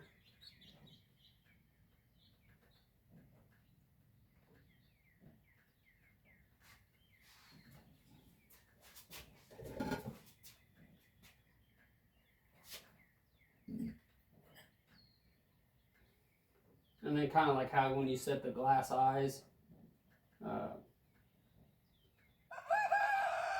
can sit here and look at them. That's why you put that clay around the eyes, so you can mush it around, move it.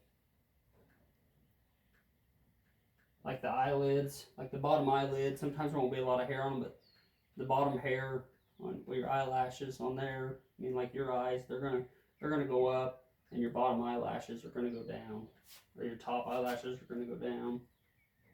So you got them sticking up or straight out.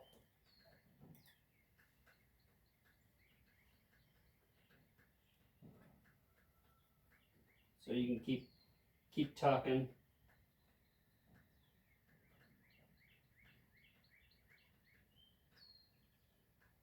keep tucking and moving stuff around.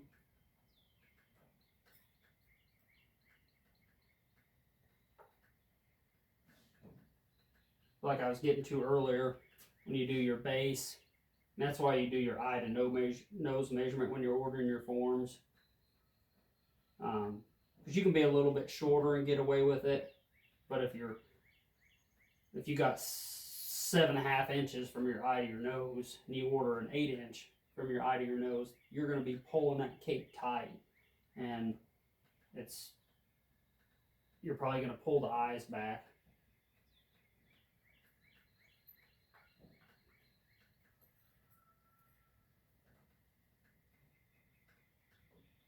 Most time I can get pretty good nowadays with the eyes without using my tool.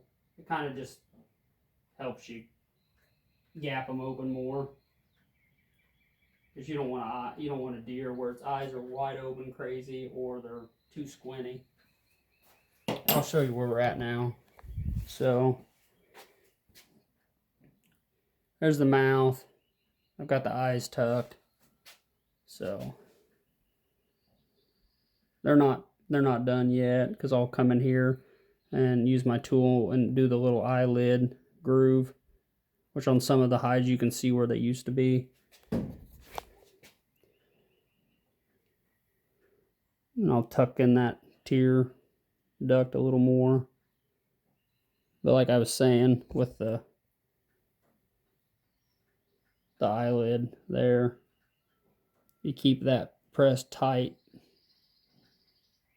to the eye. Be a lot less finish work later.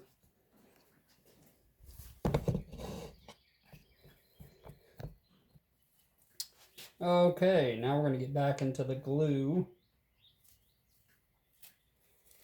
and glue the rest of that hide and start sewing.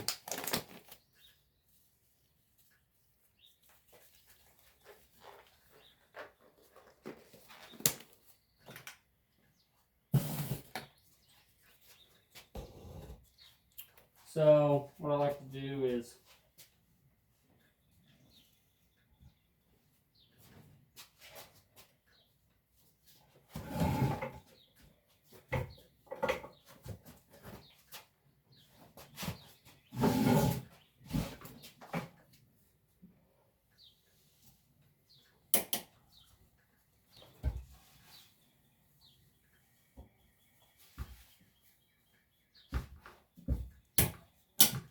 get that bad boy turned down. And pull that hide up.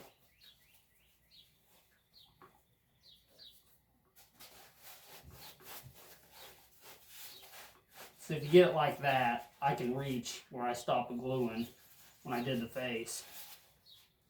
And I don't put glue right up here where you're going to sew. Because like I said, you're just going to get it into the stitches.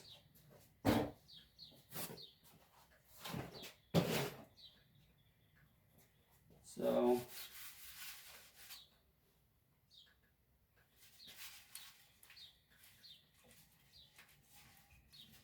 usually I only wear one glove, because I try not to get glue on both hands, because then you're touching more than you need to.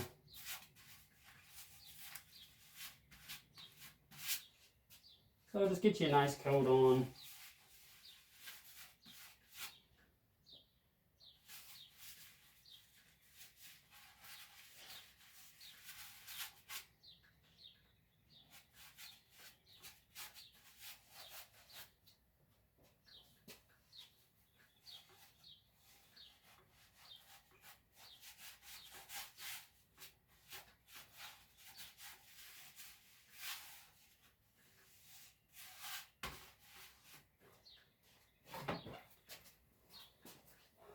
Come over here and get the other side.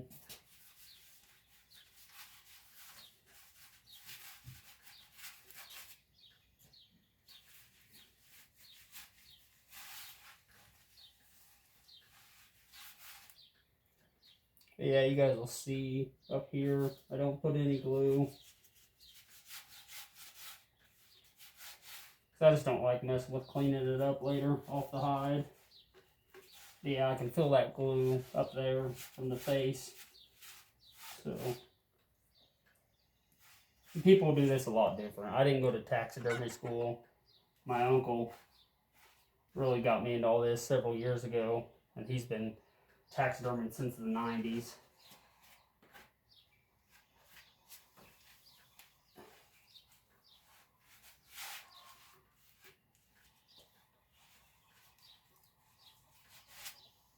Get your glue down in here, by your front shoulders, your brisket.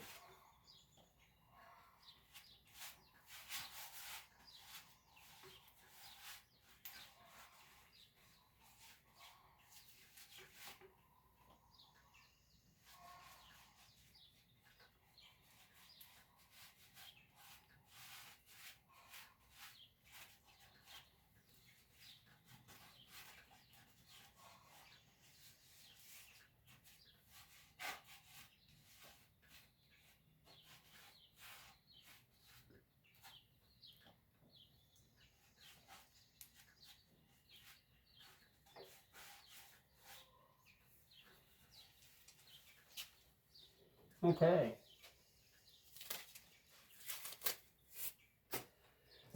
Get your glue sealed back up.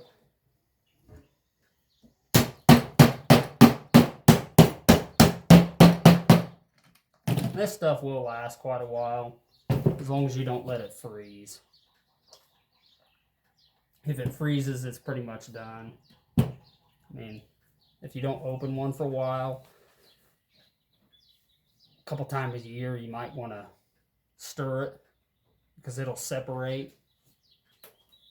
But like doing it like that, look, I don't have any glue on the hide. You're just going to keep the hair back.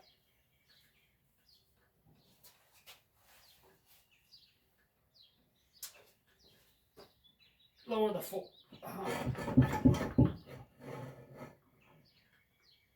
Lower that back down.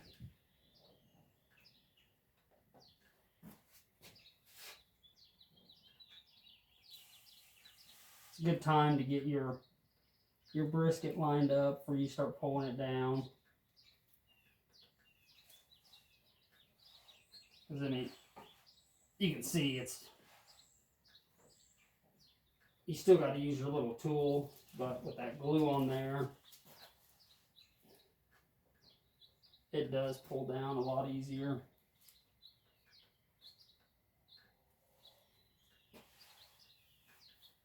So you might have it scrunched up around here a little bit.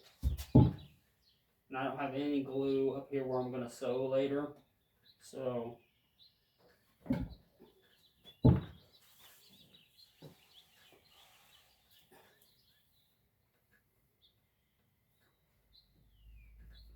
and sometimes it's good to leave it scrunched up in the back. Like especially if you're putting a deer on a big form, you're going to have I had one the other day, it was spread apart this far. So if you leave it scrunched up, it helps sew it together a little easier than pulled down all the way tight. So, and then I'm just going to check. Keep that brisket lined up.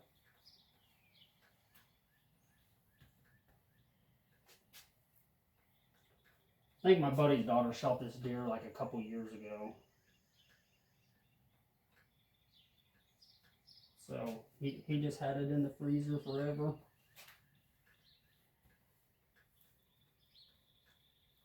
So, and that's why that glue's slow drying. You've got plenty of time to adjust it.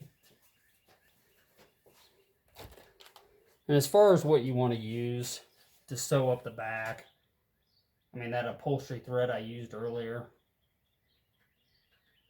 I don't think it's going to cut it because it's so thin. But here's like some artificial sinew, which I use sometimes.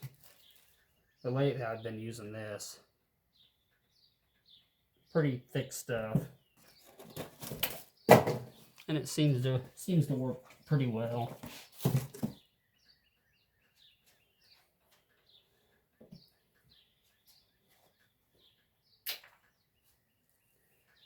just have you a good array of, a good selection of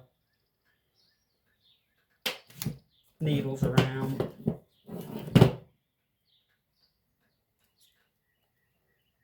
This needle I've bent. It's kind of curved, it was straight.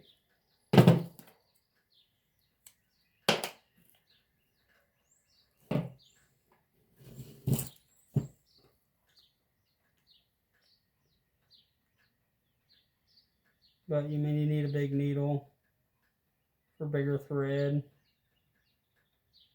And that's why I use that leather punch tool. Because you can just sew it right up.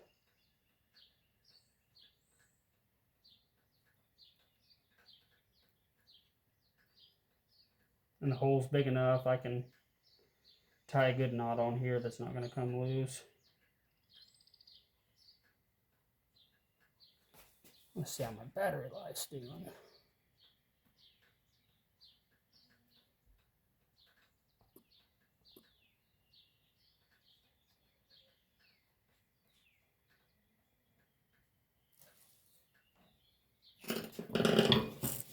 So I'm not going to start up too much because you have to sew around the antler bases first. Kind of if you're messing, if you have too much string pulled out, it's just a hassle.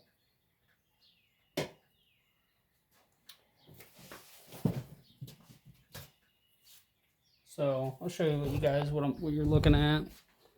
So up there, that triangle piece, I'm going to sew that around the antler bases on each side first, and then I'll sew up the back. So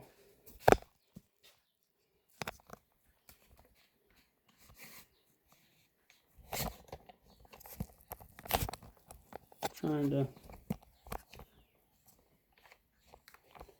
see if I can get you guys a better view.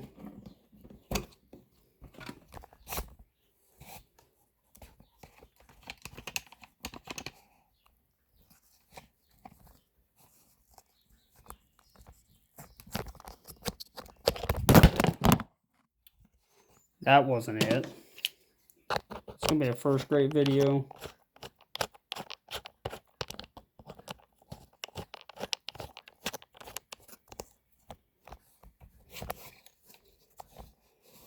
I thought this bad boy extended out farther.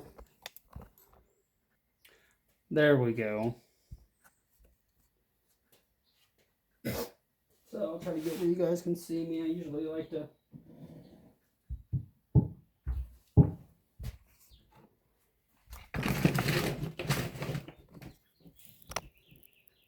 turn this down.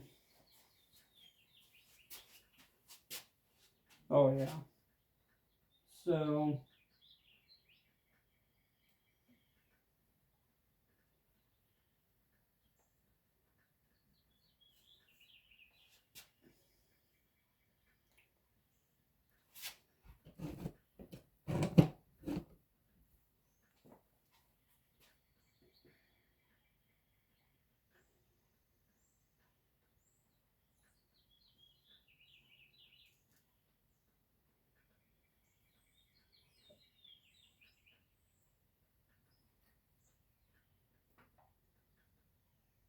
and get your string, your thread under the base of the antler, because then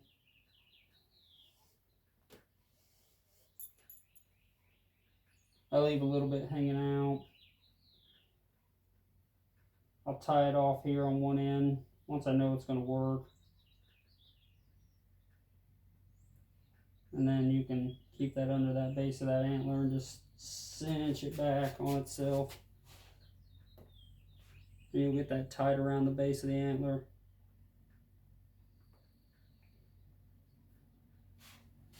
And you can take your little tucking tool and get that hide pressed under that base, that antler butt.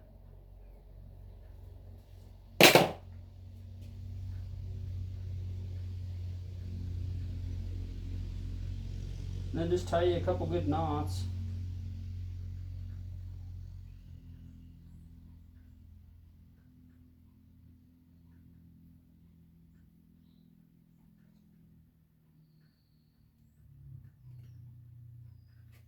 So then I usually just leave all this excess string. I'll cut it off. I'll cut it off real nice after it's dried.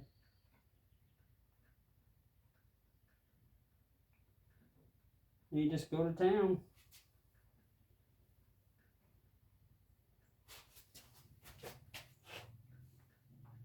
Sometimes closer to this base, it's tricky.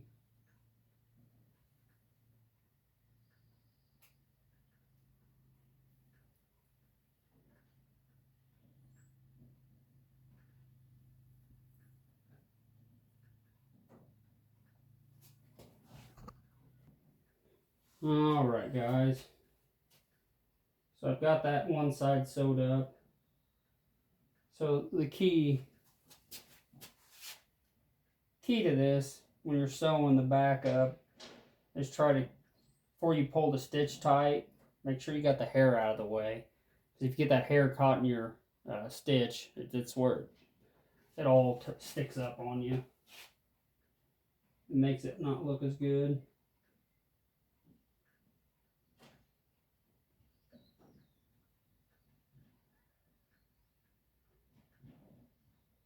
And that's not, especially if you have your deer like this, where you're not sewing up much, it's not too big of a hassle or too of a worry.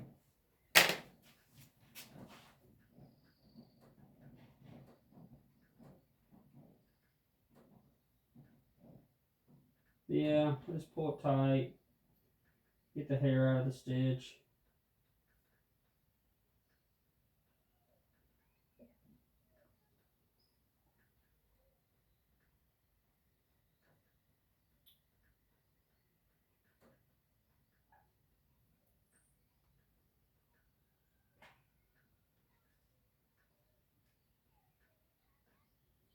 Pull it as tight as you can. Put you a few good knots in there.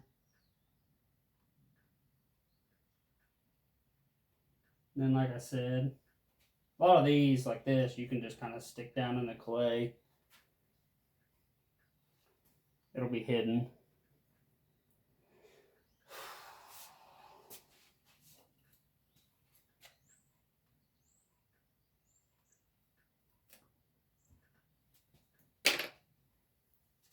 Okay, we're going to start with this other side. So once you get that started, you can take these out, because the ears are going to stand up on they're going to stay, since you got to stitch it up a little bit. Same as the other side. Tie it off really well. Leave you some string so you can tie back on it later. And get up here and find your hole, and you want to get them tied around the antler bases. So, like I said before, you can, at this point, you can start pulling it really tight.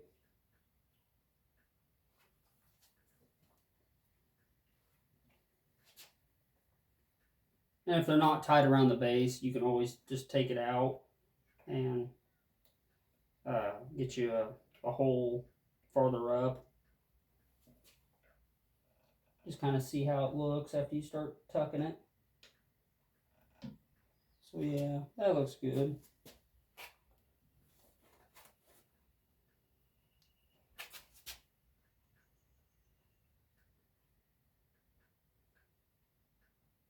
Same with all your other stitches.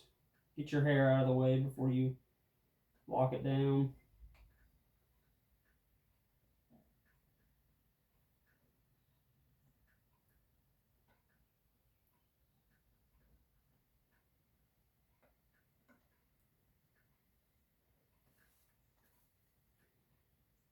Tuck her in there, tuck her under the bases.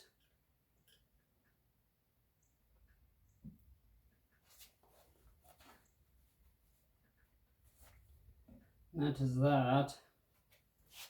And you're just going to come through here, and sometimes it's easier to get them out of the way while you're sewing.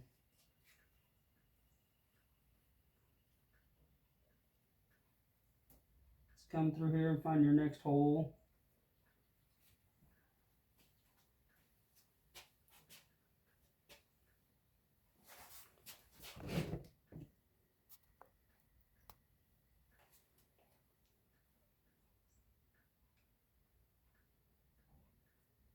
Which I said, sometimes it's a little bit of a pain. You just have to lift up on there. And having a curved needle helps.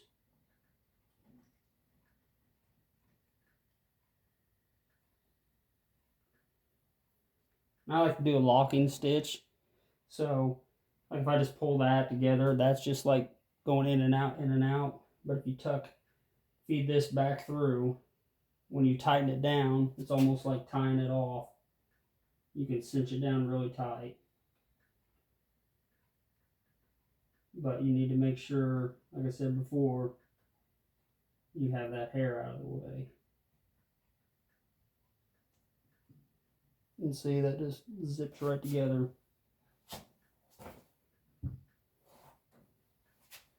And you'll go through and find your next hole.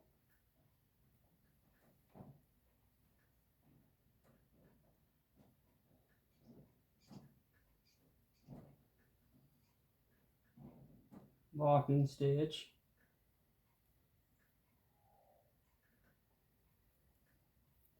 Get your hair out of the way.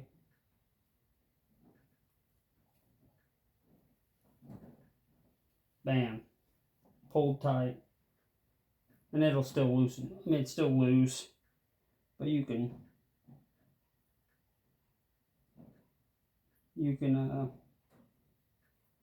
tighten it as you go until you get to your last part and tie it off for good.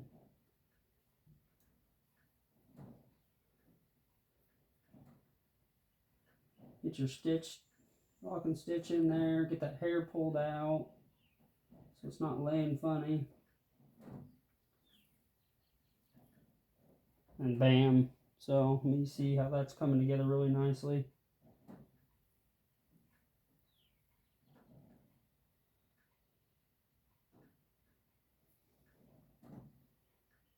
But you'll get on some bigger deer, and not this part, but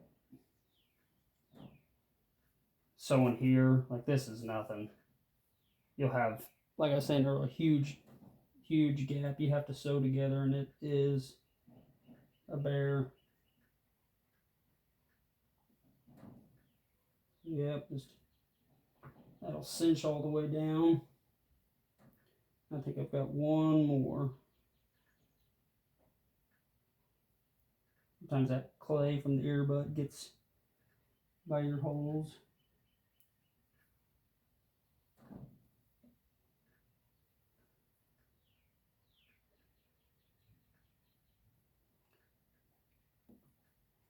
So I'm going to cinch that down tight.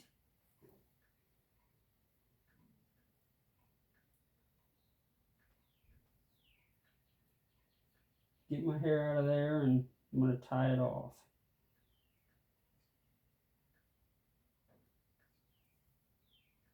You want to get it as tight as you can, because when it dries, it's gonna want to pull apart. Because when it dries, this hide, I mean, everything's just like leather. So pull that bad boy tight. Put you a couple good knots in it.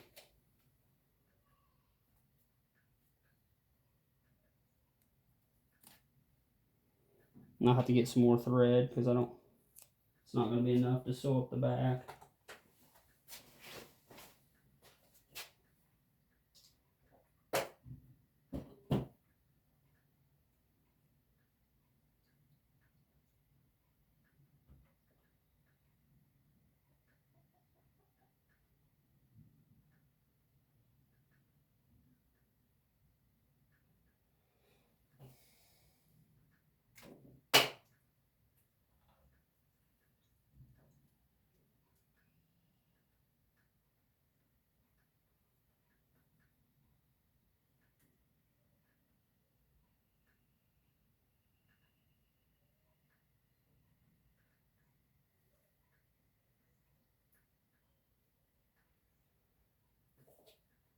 trying to get this needle, this thread through this needle.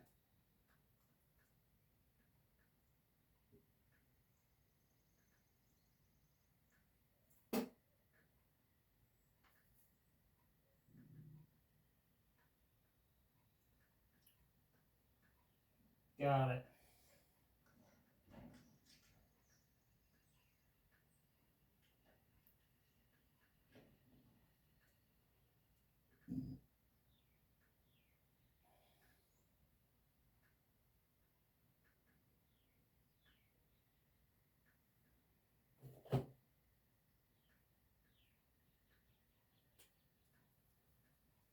Give me a decent amount. It's not a lot to sew up, so shouldn't need too much.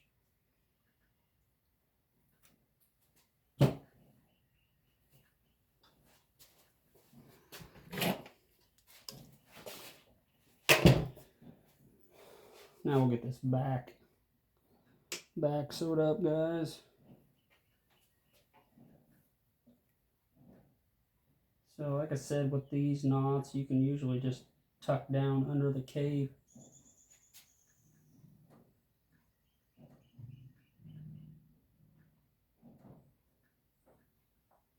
Find your next hole.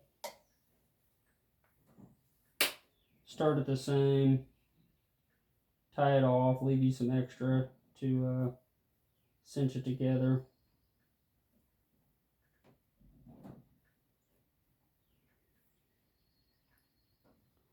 And you're just going to go to, closing up the gap and see. You don't have no glue right here, so you don't have that mess to deal with.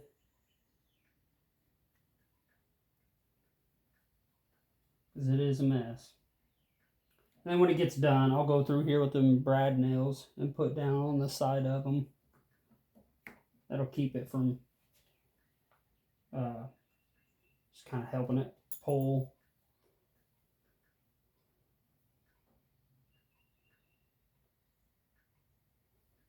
Dang fly in here.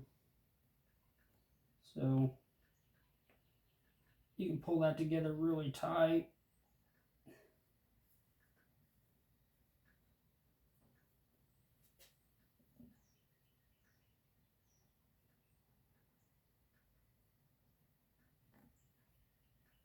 There's a couple good knots, and like I said, you can hide that knot down in there. All these little pieces, you'll come back later after it dries. Cut them off, no problem.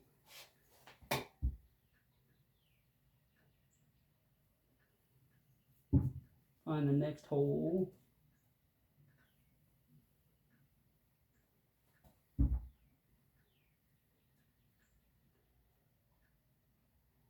Get your hair out of your stitches.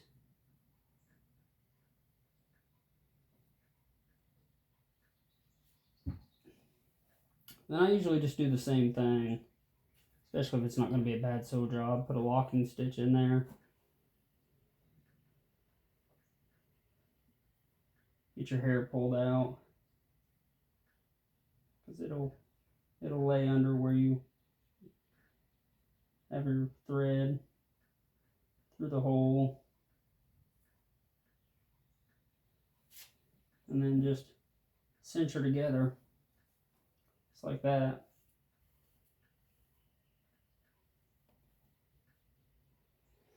And if you do have a big gap to sew up, you will pop the hide, and you just need to make another hole.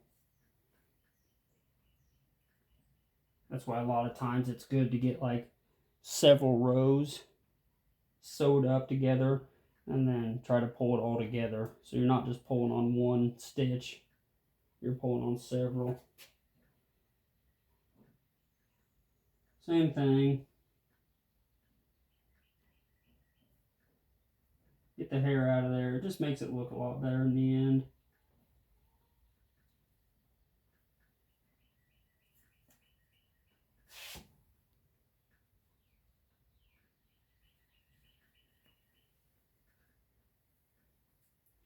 But I'll just go to town.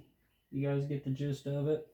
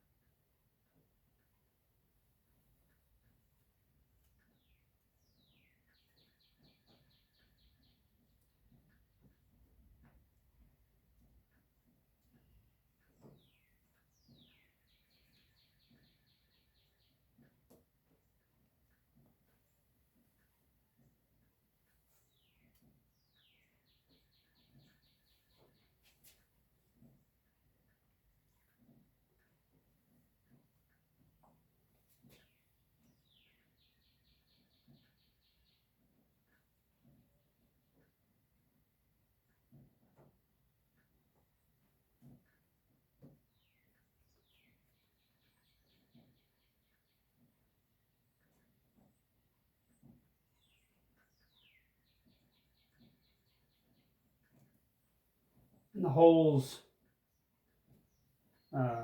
punched down through there. I mean, I'm usually like 3/4 of an inch to an inch. I don't think you need to have them too close spaced together.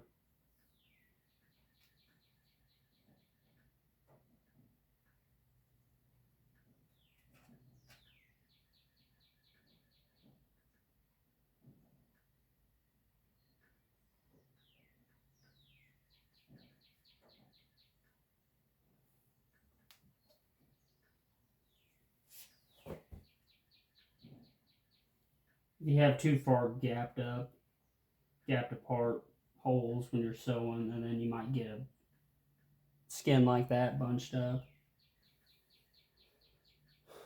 But you can always hammer it down a little bit.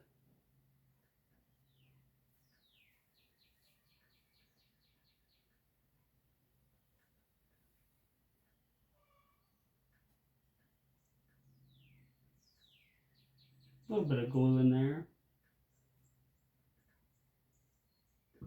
Excuse me. Nothing bad though.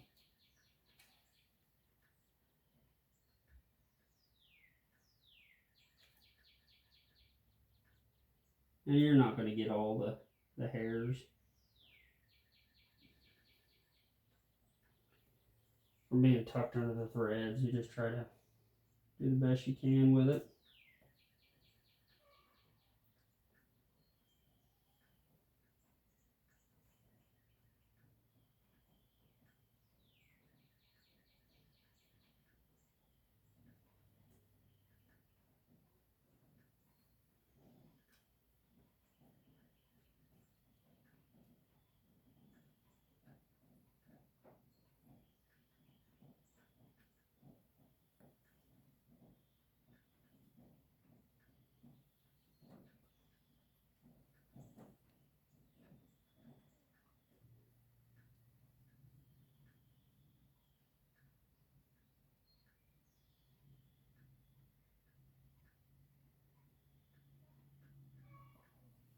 We're getting there. Not a bad sew job at all.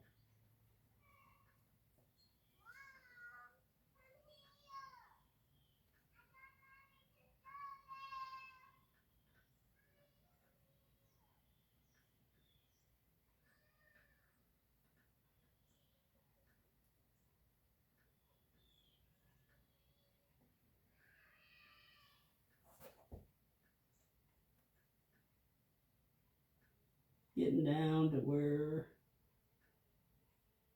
you gotta peek through here to find the holes.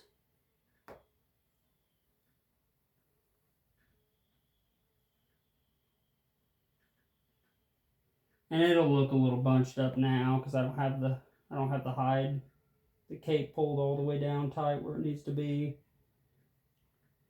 just for sewing purposes. So,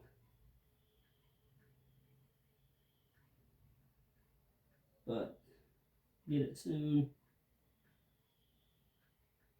And yeah, like I said, them holes you punch with the leather punch are nice and big, so it makes it nice.